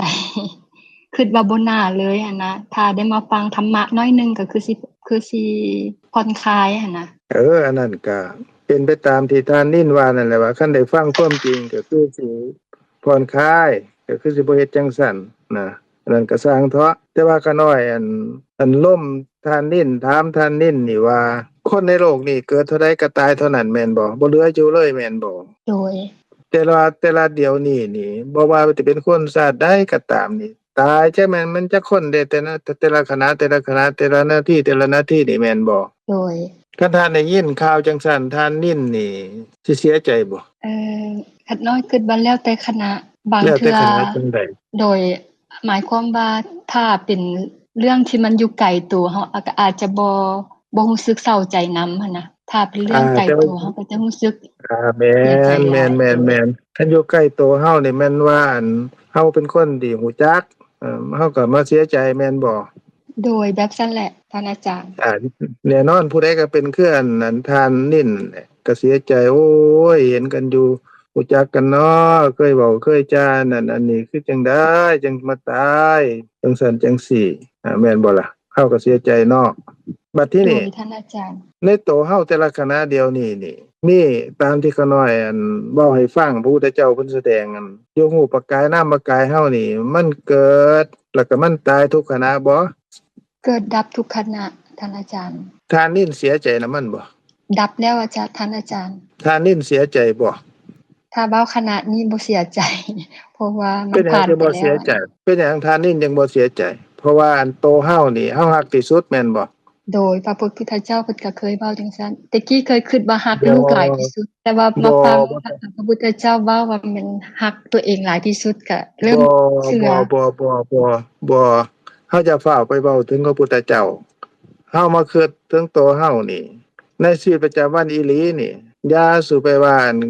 ฮักลูกฮักผัวหลายกว่าเฮาแท้ที่จริงแล้วนี่เฮาฮักตัวของเฮาที่สุดแม่นบ่ที่ฮักลูกฮักผัวนั่นก็เพราะว่าด้วยความฮักเฮานี่แหละเฮาจังอยากให้มีลูกมีผัวให้เขายังอยู่คือเฮาไปนั่งอยู่นํกันแม่นบ่ โดยอาจจะแม่นท่านอาจารย์ บ่แม่นอาจสิแม่นอันตื่นขึ้นมานี่เฮาคิดตื่นขึ้นมาเฮาคิดถึงตัวเฮาก่อนหรือว่าคิดถึงผู้ใดคิดถึงหูถึงตาถึงจมูกทางลิ้นทางกายทางใจของเฮานี่แม่นบ่ผมขนเล็บฟันหนังในตัวเฮาทั้งหมดแต่งเนื้อแต่งตัวจังซั่นจังซี่ความรักมันรักอันตัวเฮานี่รักจนบ่ฮู้ว่ารักเด้แม่นบ่บอกว่ารักหรือบ่คิดว่ารักก็ตามเพิ่นว่าอันความรักในตัวเฮานี่จากผิวหนังจดเข้าไปในเยื่อในกระดูกถึงหัวใจเฮาพุ่นเด้ด้วยความเป็นเฮาตัวรักที่สุดเด้แต่ว่าส่วนผู้อื่นน่ะมาเกี่ยวข้องกันก็ด้วยความรักของเฮานี่แหละรักตัวนี่แหละจึงไปรักผู้อื่นนำก็อยากให้เฮามีความสุขนี่แหละแท้ที่จริงแล้วเฮารักเจ้าของหลายที่สุดแม่นบ่ โดยอาจจะแม่นแบบซั่นท่านอาจารย์ อาจสิแม่นหรือบ่อาจสิแม่นก็ไปคิดเอาอีกก็แล้วกันบัดทีนี้ก็น้อยสิถามแน่ว่า ตัวของเฮานี่เฮารักที่สุดนี่ก็คือรูปประกายนามกายคือจิตเจตสิกและรูปนี่ตามที่ขน้อยเว้าให้ฟังน่ะมันก็เกิดดับทุกขณะคำว่าเกิดดับทุกขณะนี่อย่างท่านพงษ์เว้าถึงพระพุทธเจ้าเพิ่นตรัสว่าเป็นคณิกามรณะคือตายทุกขณะแม่นบ่ โดย คันตายทุกขณะจังสี่คันท่านเสียใจในสิ่งที่คนที่เป็นที่ฮักทานเป็นที่ฮักที่สุดเป็นหยังทานจังบ่เสียใจในอันรูปประกายนามกายในขณะที่เห็นก็มีรูปประกายนามกายหรือขันธ์5นี่แหละเกิดขึ้นแล้วก็ตายคำว่าตายแปลว่าจังได๋แปลว่าเบิดไปหายไปสิ้นไปดับไปบ่เหลืออยู่แต่พวกเขาไปเข้าใจว่าบ่หันใจแท้ที่จริงอันแต่ละขณะมีแต่เกิดกับตายตัวเกิดแล้วก็ดับเกิดแล้วก็ดับเห็นเกิดขึ้นแล้วก็ดับเห็นนั่นก็ขันธ์5นั่นแหละคือรูปประกายนามกายนี่แหละเกิดขึ้นแล้วก็ดับได้ยินก็ขันธ์5นี่แหละรูปประกายนามกายเกิดขึ้นแล้วก็ดับได้กินก็ขันธ์5นี่แหละรูปประกายนามกายนี่แหละเกิดขึ้นแล้วก็ดับในตัวเฮานี่แหละหูรสทางลิ้นก็คือกันรูปประกายนามกายขันธ์5นี่แหละเกิดแล้วก็ดับถูกต้องสัมผัสทางกายนี่มีร้อนแน่มีเย็นแน่มีแข็งมีอ่อนมากระทบมีลมมาพัดมีตึงมีไว้นั่นนี่เกิดขึ้นแล้วก็ดับก็ขันธ์5นี่แหละรูปประกายนามกายนี่แหละนึกคิดทางใจเรื่องราวต่างๆนั่นนี่ก็รูปประกายนามกายนี่แหละเกิดขึ้นแล้วก็ดับก็หมายความว่าเกิดแล้วก็ตายเกิดแล้วก็ตายเบิดไปทุกขณะนี่เพิ่นว่าอันตายทีละขณะคณิกะมรณะตายทุกๆขณะทุกๆขณะคันทานนี่เสียใจในการได้ยินว่าผู้นั้นผู้นี้ตายนี่แต่ละขณะเดียวนี่เกิดขึ้นแล้วก็ดับเกิดขึ้นแล้วก็ดับคือเกิดแล้วก็ตายทุกขณะอยู่นี่ท่านนิ่นก็สิเอาอันความเสียอกเสียใจมองใดล่ะหรือว่าเอามาแต่ไสแล้วจังสิพอเพียงในการที่เศร้าโศกเสียใจแม่นบ่ โดยท่านอาจารย์เป็นเพียงแต่คิดนึกเนาะท่านอาจารย์เนาะ เพราะว่าเฮาบ่เข้าใจว่าแต่ละขณะเดี๋ยวนี้ตัวเฮาก็บ่มีเด้ตัวเฮาก็เกิดแล้วก็ดับคือเกิดแล้วก็ตายทุกขณะได้ยินขน้อยเว้านี่ก็ตั้งแต่ท่านอันเว้าแต่ตอนแรกพุ่นก็บ่ยังอยู่เด้ได้ฟังเดี๋ยวนี้ขน้อยเว้าให้ฟังได้ยินนี่ลมนี่ก็ดับคือกันเกิดแล้วก็ดับก็บ่ยังอยู่เด้ท่านก็ร้องไห้นำซะติล่ะก็เสียใจนำติล่ะเศร้าโศกติล่ะแต่ว่าเฮาบ่เป็นจังซั่นนะพอเฮาบ่ฮู้ตามความเป็นจริงว่าโอ้เป็นธรรมดาตัวนี้การเกิดแล้วก็ดับเกิดแล้วก็ดับแต่ที่เฮาเป็นเด็กน้อยเฮาเกิดในท้องก็เกิดแล้วก็ตายเกิดแล้วก็ตายมาได้ตลอดเด้จากเป็นน้ำใส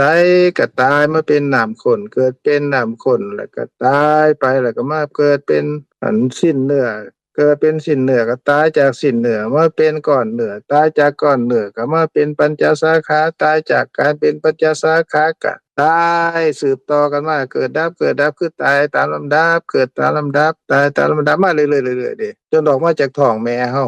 ก็ออกมาแล้วก็ตายจากเป็นทารกหน่อยๆจากวินาทีก็เกิดวินาทีต่อไป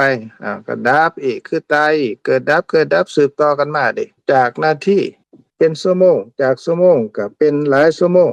เป็นมื้อเป็นเว้นไปแล้วตายตามลำดับตัวตายไม่ได้เรื่อยจากเป็นทารกก็ตายจากเป็นเด็กน้อยจากเป็นเด็กน้อยก็ตายจากความเป็นหนุ่มเป็นสาวตามลำดับดิ อันนี้ก็เว้าเห็นหยาบๆเด้แต่ว่าขณะเดียวนี้นี่ก็เห็นได้ยินได้กลิ่นลิ้มรสถูกต้องสัมผัสนี่ก็นามรูปนี่แหละเกิดแล้วก็ตายเกิดแล้วก็ตายเกิดแล้วก็ตายคันเฮาสิมาเศร้าโศกเสียใจกับผู้นั้นผู้นี้ตายนี่ค่ะบ่มีเวลาเพียงพอเฮาสิเสียอกเสียใจแล้วเพราะว่าตอนนี้ก็ตายทุกขณะซุค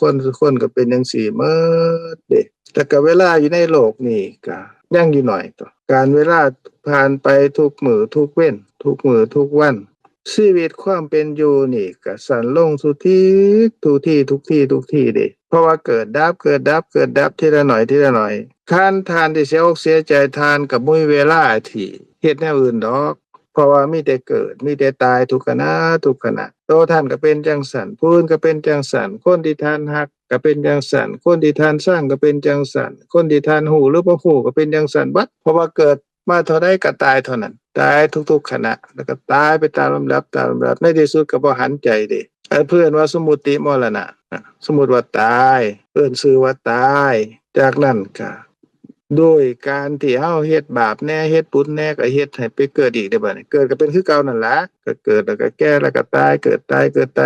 ตามลำดับเด้ก็ลุยเพิงแห่งความเกิดความแก่ความตายตลอดนี่แหละคันว่าเฮาบ่ฮู้ตามความเป็นจริงก็เศร้าโศกเสียใจพิไรลำพันธ์นะก็เป็นจังซี่ตลอดเด้อันนี้เป็นทุกข์ในชีวิตประจำวันเป็นโทษของนามรูปอาทินวสัญญาคันเฮาบ่กำหนดรู้จังซี่บ่เห็นว่ามันเป็นโทษคือความเกิดความแก่ความตายหรือว่าเกิดแล้วก็ดับเกิดตายทุกขณะนี้เฮาบ่ฮู้ตามความเป็นจริงทุกข์ก็ตามมานั่นแหละล่ะเพราะความมืดมนอนทการและก็เฮ็ดในสิ่งที่บ่ควรเฮ็ดเด้นี่แหละคือโทษของการที่บ่ฮู้ตามความเป็นจริงในการยึดมั่นถือมั่นแต่ตัวเฮาเองเฮาก็เป็นทุกข์สิ่งที่ได้ยินทางหูเกิดขึ้นแล้วก็ดับบ่เหลืออยู่แม่นได้ยินข่าวดีก็ดับคือกันข่าวบ่ดีก็ดับคือกันเป็นธรรมะทั้งหมดคันเฮาฮู้ตามความเป็นจริงความยึดมั่นถือมั่นก็สิคลายลงเด้ความเห็นแจ้งรู้จริงก็สิค่อยเกิดขึ้นตามลำดับพิจารณาแต่ละขณะว่าบ่มีเฮาพอเกิดแล้วก็ดับรู้ประกายนามกายของเฮาในขณะเห็นได้ยินได้กลิ่นลิ้มรสถูกต้องสัมผัสนึกคิดมีแต่เกิดกับตายเกิดแล้วก็ดับฮู้จังซี่แล้วก็คลายการยึดมั่นถือมั่นเพราะว่าเฮาฮู้ตามความเป็นจริงความบ่ฮู้นั่นก็เบิดไปทีละเล็กทีละน้อยทีละเล็กทีละน้อยเพิ่นว่าเป็นปัญญาหรือเอิ้นว่าเป็นความเข้าใจถูกความเห็นถูกเกิดขึ้นก็ดับเหตุแห่งความบ่ฮู้นั่นแหละดับเหตุแห่งทุกข์นั่นแหละคือความบ่ฮู้นั่นแหละคืออวิชชาคือโมหะนั่นแหละอวิชชาดับความบ่ฮู้ดับสิ่งที่เกิดเพราะอวิชชาคือโลภะก็ดีโทสะก็ดีนะก็บรรเทาเบาบางลงตามลำดับจนถึงในที่สุดเอาหูแจ้งเห็นจริงแล้วก็ดับความบ่ฮู้ได้เบิดนี่แหละคือทางที่พระพุทธเจ้าเพิ่นประทานไว้เด้ทางพระพุทธเจ้าเพิ่นดำเนินไปสู่การดับทุกข์ให้หูแจ้งเห็นจริงว่าเป็นธรรมะในตัวเฮานี่แต่ละขณะเพราะว่าที่เห็นได้ยินได้กินลิ้มรสถูกต้องสัมผัสนึกคิดตัวผู้ใดก็เป็นธรรมะคือกันหมดเป็นอนัตตาหมดพอเกิดดับทั้งหมดตายทั้งหมดคำว่าตายก็อย่างที่ขน่อยว่านั่นญาณแต่ว่าความหมายของคำว่ามรณะหมายความว่าการเบิดไปการสิ้นไปการบ่ยั่งอยู่คือเก่าบ่กลับมาอีกเลยแม่นทานได้ยินเมื่อกี้นี่ก็บ่กลับมาอีกในสังสารวัฏนี่ได้กินลิ้มรสถูกต้องสัมผัสเกิดแล้วก็ดับก็บ่กลับมาอีกที่ได้ยินใหม่นั่นก็ดับใหม่เด้ดับมาอีกก็บ่กลับมาอีกแล้วอันที่ได้ยินน่ะแม่นได้ยินอีกก็ดับอีกคือกันได้กินลิ้มรสถูกต้องสัมผัสนึกคิดเกิดขึ้นดับไปแล้วนี่บ่ยั่งอยู่เลยอันนั้นเป็นการตายที่แท้จริงเด้หมายความว่าบ่ยั่งอยู่อีกเลยหายเกลี้ยงซ้ำไฟดับนั่นแหละจักไปอยู่ไสเกิดขึ้นมาอีกก็แบบเก่าอีกเบิดไปจังซี่นี่คือความจริงนี่คือธรรมะพระพุทธเจ้าเพิ่นประทานไว้เพิ่นว่าเป็นมรรคเป็นทางคือเป็นความเข้าใจถูกความเห็นถูกคันเอิ้นชื่อภาษาบาลีเอิ้นว่าเป็นสัมมาทิฏฐิความเข้าใจถูกเห็นถูกเพิ่นว่าเป็นมรรคเป็นสัมมามรรคเป็นทางที่ถูกต้องเป็นทางสายกลางที่ดำเนินไปสู่การดับทุกข์คือหูตามความเป็นจริงจนหูว่าทุกสิ่งทุกอย่างอยู่ตัวเฮานี่เป็นธรรมะทั้งหมดแต่ละขณะจนถึงที่สุดนั่นแหละผู้แจ้งเห็นจริงอย่างหมดจดมีความเห็นบริสุทธิ์หมดจดเอิ้นว่าเป็นพระโสดาบันแล้วก็ฮู้แจ้งเห็นจริงว่าเกิดดับแต่ละขณะตายทุกขณะนี่ประจักษ์แจ้งขึ้นไปอีกก็บรรเทากามราคะบรรเทาโทสะได้เอิ้นว่าพระสกทาคามิกลับมาเกิดอีกชาติเดียวเพิ่นก็บรรลุอรหันต์ก็ฮู้แจ้งเห็นจริงว่าเกิดดับคือตายทุกขณะคือหูปกายนามกายในตัวเฮานี่แหละตายทุกขณะเกิดดับทุกขณะจนดับกามราคะได้หมดแล้วก็ดับโทสะได้อย่างหมดสิ้น เพิ่นว่าพระอนาคามีบ่มาเกิดในโลกนี้แล้วเพิ่นไปเกิดในสุทธาวาส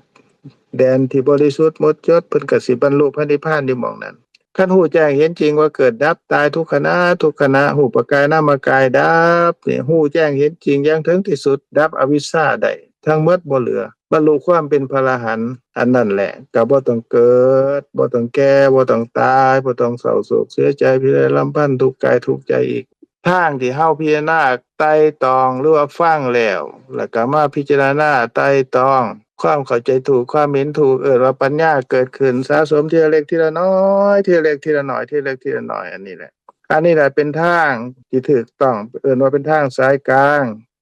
ก็คือว่าบ่ไปในทางการยึดมั่นถือมั่นด้วยโลภะหรือโทสะหรือโมหะเป็นความเข้าใจถูกความเห็นถูกเป็นทางของพระพุทธเจ้าเพิ่นดำเนินไปบรรลุความเป็นพระพุทธเจ้าและบรรลุความเป็นพระอรหันต์นั่นแหละแล้วก็เป็นทางของพระอริยบุคคลพระโสดาบันสกทาคามีอนาคามีพระอรหันต์เพิ่นดำเนินไปนี่แหละพวกเขากำลังดำเนินไปตามทางเพิ่นแต่ว่าเฮาก็ต้องฟังความจริงคือธรรมะแล้วก็พิจารณาไตร่ตรองด้วยเหตุด้วยผลการพิจารณาไตร่ตรองก็เกิดความเข้าใจเพิ่มขึ้นทีละเล็กทีละน้อยทีละเล็กทีละน้อยจนดับความบ่ฮู้คือเหตุแห่งทุกข์นั่นน่ะให้หมดไป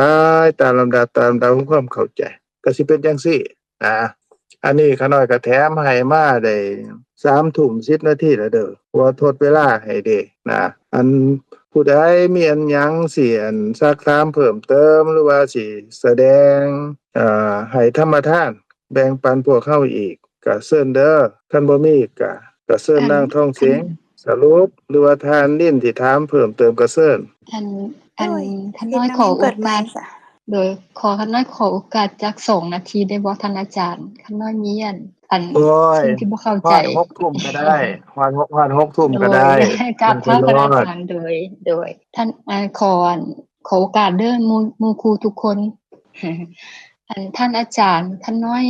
เคยได้ศึกษามาเนาะแต่ว่ายังบ่เข้าใจคำบางคำแต่ว่าบ่ฮู้ว่าความเข้าใจของท่านน้อยสิถูกหรือผิดแต่ว่าอยากให้อาจารย์พิจารณานำแล้วก็ถ้าผิดหรือถูกจังใดก็ขอให้โอกาสให้ท่านอาจารย์อธิบายคือตื่มได้บ่ท่านอาจารย์โดยข้าน้อยอยากขอถามว่ามโนทวารวิถีนี่นะมันเป็นคำรวมของ2คำบ่ท่านอาจารย์เป็นคำรวมมโนคำนึงมโนแปลว่าใจนะโดยทวารแปลว่าประตูนะโดยวิถีแปลว่าโดยมโนทวารวิถีเป็นศัพท์3ศัพท์แปลว่ากระบวนการเกิดขึ้นหัวอารมณ์ทางใจเจ้าเว้าต่อโดยเพราะว่ามันคำนี้มันยังบ่ชัดเจนนะความหมายของความเข้าใจของคันน้อยหันเด้อแม่นว่าหัตถยวัตถุเนาะท่านอาจารย์เป็นรูปที่เกิดจากกรรมแม่นแล้วรูปเกิดจากกรรมมโนทวารวิถีหมายถึงคำเบ้าที่รวมอารมณ์กับมโนทวารวิถีเป็นคำเบ้ารวม2คำของหัตถยรูปกับ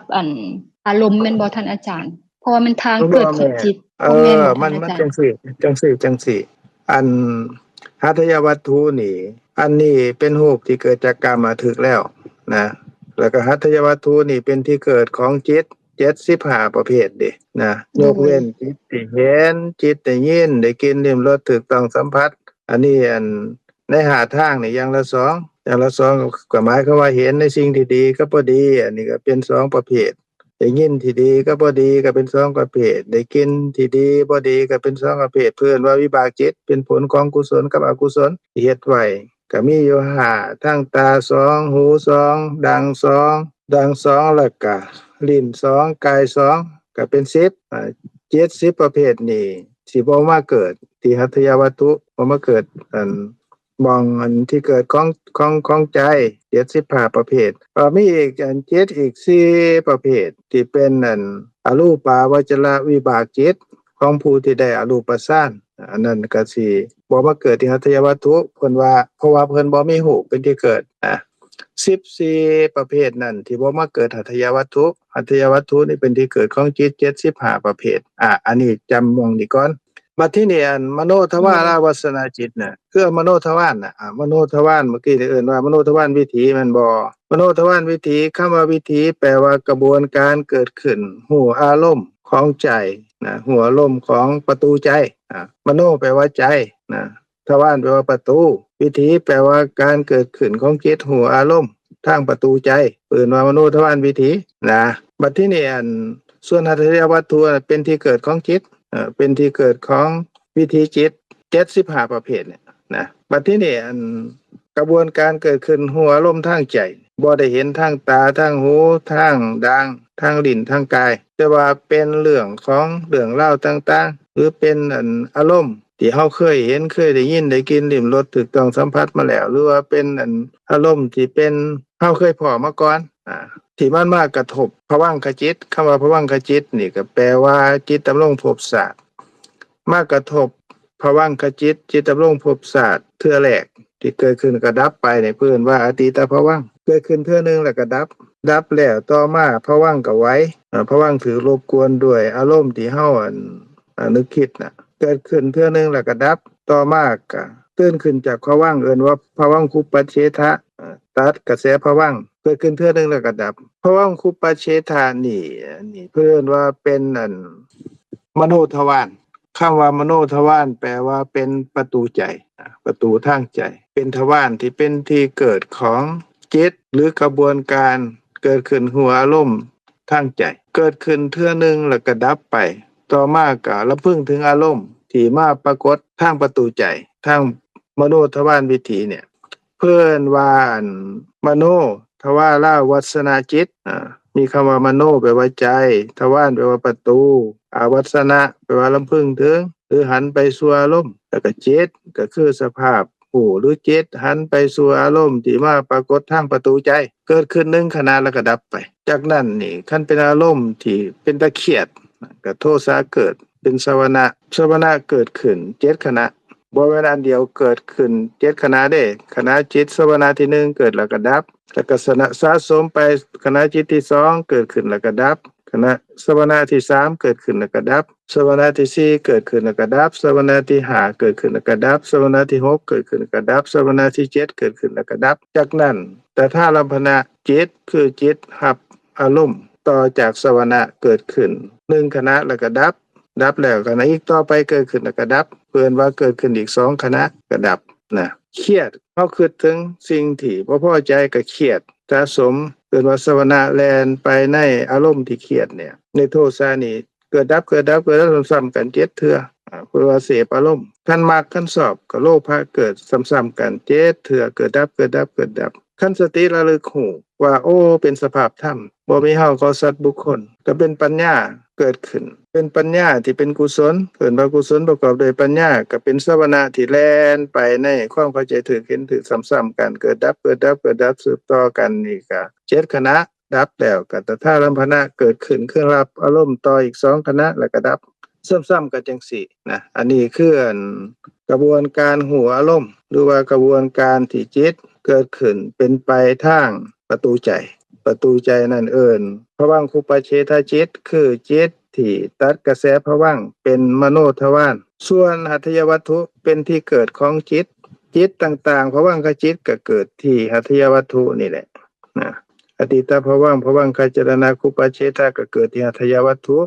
มโนทวารวัสนาจิตก็เกิดที่หัตถยวัตถุคือการระพึงถึงอารมณ์ที่ปรากฏทางใจนั้นสวนะจิตก็เกิดขึ้นที่หัตถยวัตถุแต่ถ้าลัมพนะจิตก็เกิดขึ้นที่หัตถยวัตถุหัตถยวัตถุเป็นที่เกิดของจิตแต่ว่าบ่แม่นประตูบ่แม่นทวารทางที่จิตที่เกิดขึ้นหัวอารมณ์หรือทางรับอารมณ์ทางใจนี่เป็นภวังคุปเฉทจิตเป็นมโนทวารคือเป็นประตูใจนะอันนี้ก็เป็นสื่อเป็นขั้นตอนพระพุทธเจ้าเพิ่นแสดงเห็นลำดับของการเกิดขึ้นของจิตเจตสิกว่าเกิดขึ้นแล้วก็ดับเกิดขึ้นแล้วก็ดับแล้วก็เป็นอนัตตาคือว่างเปล่าคืออากาศเพราะหยังเพราะว่าดับแล้วก็บ่เหลืออยู่ดับแล้วก็สูญไปแล้วสิ้นไปแล้วดับแล้วก็บ่ยังอยู่คือเก่าเปลี่ยนไปจากเก่าจึงเป็นอนัตตาตกลงว่าการหัวลมทางประตูทางหาคือทางตาหูจมูกลิ้นกายก็ดีมีตั้งแต่เป็นอนัตตาจิตเจตสิกเกิดแล้วก็ดับหูมีอายุยืนกว่าจังได๋ก็ต้องดับ รูปมีอายุยืน17ขณะของจิตเพิ่นเทียบกันจังได๋ก็ตามรูปก็ต้องดับส่วนจิตกับเจตสิกเกิดดับอย่างรวดเร็วเกิดแล้วก็ดับเกิดแล้วก็ดับบ่มีทานนิ่นอยู่ในหันบ่มีขน้อยในหันบ่มีผู้ใดในหันบ่มีตัวตนบ่มีสัตว์บ่มีบุคคลอยู่ในการเกิดดับของจิตแต่ละขณะในขณะจิตที่เกิดขึ้นทางปัญจทวารคือประตูทั้ง5ประตูตาประตูหูประตูจมูกประตูลิ้นประตูกายก็ตามหรือว่าเกิดขึ้นทางมโนทวารคือประตูใจก็ตามแต่ละขณะที่เกิดระดับนั้นบ่มีสิ่งที่เป็นเฮาของเฮาตัวตนของเฮาในหันเลยมีแต่สภาพธรรมมีแต่ความเป็นอนัตตาบ่แม่นของเฮาบ่ได้เป็นเฮาบ่เป็นตัวตนของเฮาบ่เป็นของสัตว์ของบุคคลบ่เป็นตัวตนของสัตว์ของบุคคลใดๆทั้งสิ้นนี่คือความจริงคันเว้าความว่าเป็นอนัตตาคันฮู้ขั้นตอนของการเกิดดับของจิตแต่ละทางตาหูจมูกลิ้นกายใจแล้วนี่สิบ่สงสัยสิพิจารณาเห็นสภาพธรรมคือสภาพความจริงว่าบ่มีเฮาเขาสัตว์บุคคลเลยในแต่ละขณะความยึดมั่นถือมั่นว่าเป็นสิ่งที่เที่ยงเป็นสุขเป็นอนัตตาตัวตนสิคลายลงตามลำดับที่ฮู้แจ้งเห็นจริงได้ตามลำดับสิบ่มีการที่ไปฆ่าตัวตายดอกเพราะว่าตายอยู่แล้วทุกขณะบ่ฆ่าก็ตายอยู่แล้วพอเกิดแล้วก็ดับทุกขณะจิตเจตสิกดับทุกขณะรูปเกิดขึ้นดับไปทุกขณะจักขุประสาทรูปโสตคานาสิวหากายหัตถยรูปตายทุกขณะบ่ต้องไปฆ่าตายอยู่แล้วนี่คือความจริงนะก็ลองพิจารณากันกองเบิ่งเด้อพิจารณาไตร่ตรองเบิ่งมีหยังสิถามเขาหน่อยอีกก็เชิญโดยกับท่านอาจารย์ขอบใจหลายๆลึกซึ้งหลายอันยังคิดพิจารณายังอาจจะบ่ทั่วถึงไว้โอกาสหน้ากันว่าจะถามใหม่ขอบใจท่านอาจารย์ไปนอนคิดนั่งคิดเบิ่งคิดดูๆเด้อพิจารณาดูๆแล้วก็เอามาร่วมกันใหม่ก็สิได้แบ่งปันกันให้เกิดความเข้าใจเพิ่มขึ้นอนุโมทนาเด้ออันทานาท้องเสียงว่าจังได๋โดยอันกราบขอบใจท่านอาจารย์หลายๆท่านอาจารย์ก็ทุกชั่วโมงเลยท่านอาจารย์ก็ช่วยให้เฮาเข้าใจให้พยายามพาดึงออกจากวัฏฏะนี้ถึงว่าเป็นสิ่งที่ประเสริฐหลายจะกราบขอบใจท่านอาจารย์หลายๆอันขอบใจน้องนินพร้อมทุกคำถามเป็นประโยชน์ต่อผู้ฟังเหมือนเจ้าเป็นสิ่งที่ประเสริฐที่คำถามที่น้องนินเอามาถามจะเป็นวิธีคิดจังนั้นแล้วเฮาก็ค่อยเข้าใจไปนำกันเนาะมื้อนี้มันก็พอดีเวลาเฮาเลยมาหน่อยนึงแล้วงั้นขอเชิญเอื้อยแมวแผ่เมตตาเนาะเอื้อยท่านนี้เจ้าขอบใจพี่น้องในอันนั้นคุมหลายๆกราบขอบใจท่านอาจารย์ทั้งสองเด้อเจ้าเจ้าขอบใจแล้วก็อนุโมทนากับน้องๆทุกท่านเนาะที่ได้นำหัวข้อมาสนทนากับท่านอาจารย์และได้ประโยชน์กับหมู่เฮาหลายแล้วก็คำของท่านอาจารย์ที่กล่าวมื้อนี้หรือว่าไปสอดคล้องกับสิ่งที่น้องนิ่นเอามาถามก็คือเรื่องว่าตายเนาะเรื่องความตายและอาจารย์เพิ่นก็เว้าม่วนๆเนาะทบทวนกับคำสอนของพระพุทธเจ้าว่าพวกหมู่เฮาก็ได้พิจารณาว่ากำลังตายอยู่ทุกขณะคือกันอันนี้ก็คงเป็นมรณานุสติเนาะก่อนที่หมู่เฮาสิแยกย้ายกันไปทั้งอยู่เมืองไทยก็คือสิไปนอนเนาะทั้งฝรั่งนี่ก็หากก็สิบ๊ายๆแก่ๆแต่ว่าก็พวกเฮาก็มาร่วมกันกราบนอบน้อมแด่องค์สมเด็จพระสัมมาสัมพุทธเจ้าผู้เป็นพระอรหันต์ตรัสรู้ชอบได้ด้วยพระองค์เองผู้ถึงพร้อมด้วยวิชาและจรณะผู้เสด็จไปดีแล้วผู้รู้แจ้งโลกเป็นคู่ผู้ฝึกบุรุษที่สมควรฝึกได้อย่างบ่มีภัยยิ่งกลัวผู้เป็นศาสดาของเทวดาและมนุษย์ทั้งหลายผู้จำแนกแจกแจงพระธรรมอันประเสริฐกราบนอบน้อมแด่พระธรรมคำสอนที่พระองค์ทรงเคารพบูชาเป็นธรรมที่ผู้ศึกษาและปฏิบัติพึ่งปรากฏชัดได้ด้วยตัวเองให้ผลโดยบ่จำกัดการเป็นสิ่งที่ควรกล่าวว่า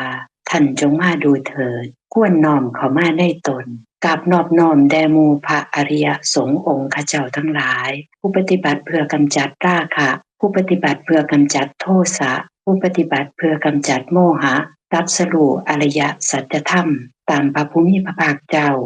ผู้เป็นเนื้อหน้าบุญของโลกที่บ่มีเนื้อหน้าบุญใดอื่นยิ่งกว่าด้วยอำนาจคุณพระรัตนตรัยขอสัตว์ทั้งหลายที่เป็นเพื่อนทุกข์เกิดแก่เจ็บตายด้วยกันทั้งเบิดทั้งสิ้นจงเป็นสุขเถิดอย่าได้มีเวรแก่กันและกันเลยอย่าได้เบียดเบียนซึ่งกันและกันเลยอย่าได้มีความทุกข์กายทุกข์ใจเลยขอสัตว์ทั้งหลายมีความสุขกายสุขใจรักษาตนให้พ้นจากทุกภัยทั้งสิ้นเถิดข้าพเจ้าทั้งหลาย ขออุทิศส่วนกุศลที่ได้กระทำมาแล้วนี้แก่พ่อแม่ปู่ย่าตายายครูบาอาจารย์และผู้มีพระคุณของข้าพเจ้าทั้งหลายทั้งในปัจจุบันและอดีตอนันตชาติแก่ญาติพี่น้องมิตรสหายที่ล่วงลับไปแล้วตลอดทั้งเทวดาและอมนุษย์ทั้งหลายขอท่านมีจิตโสมนัสและอนุโมทนาในส่วนกุศลเหล่านี้ด้วยเถิด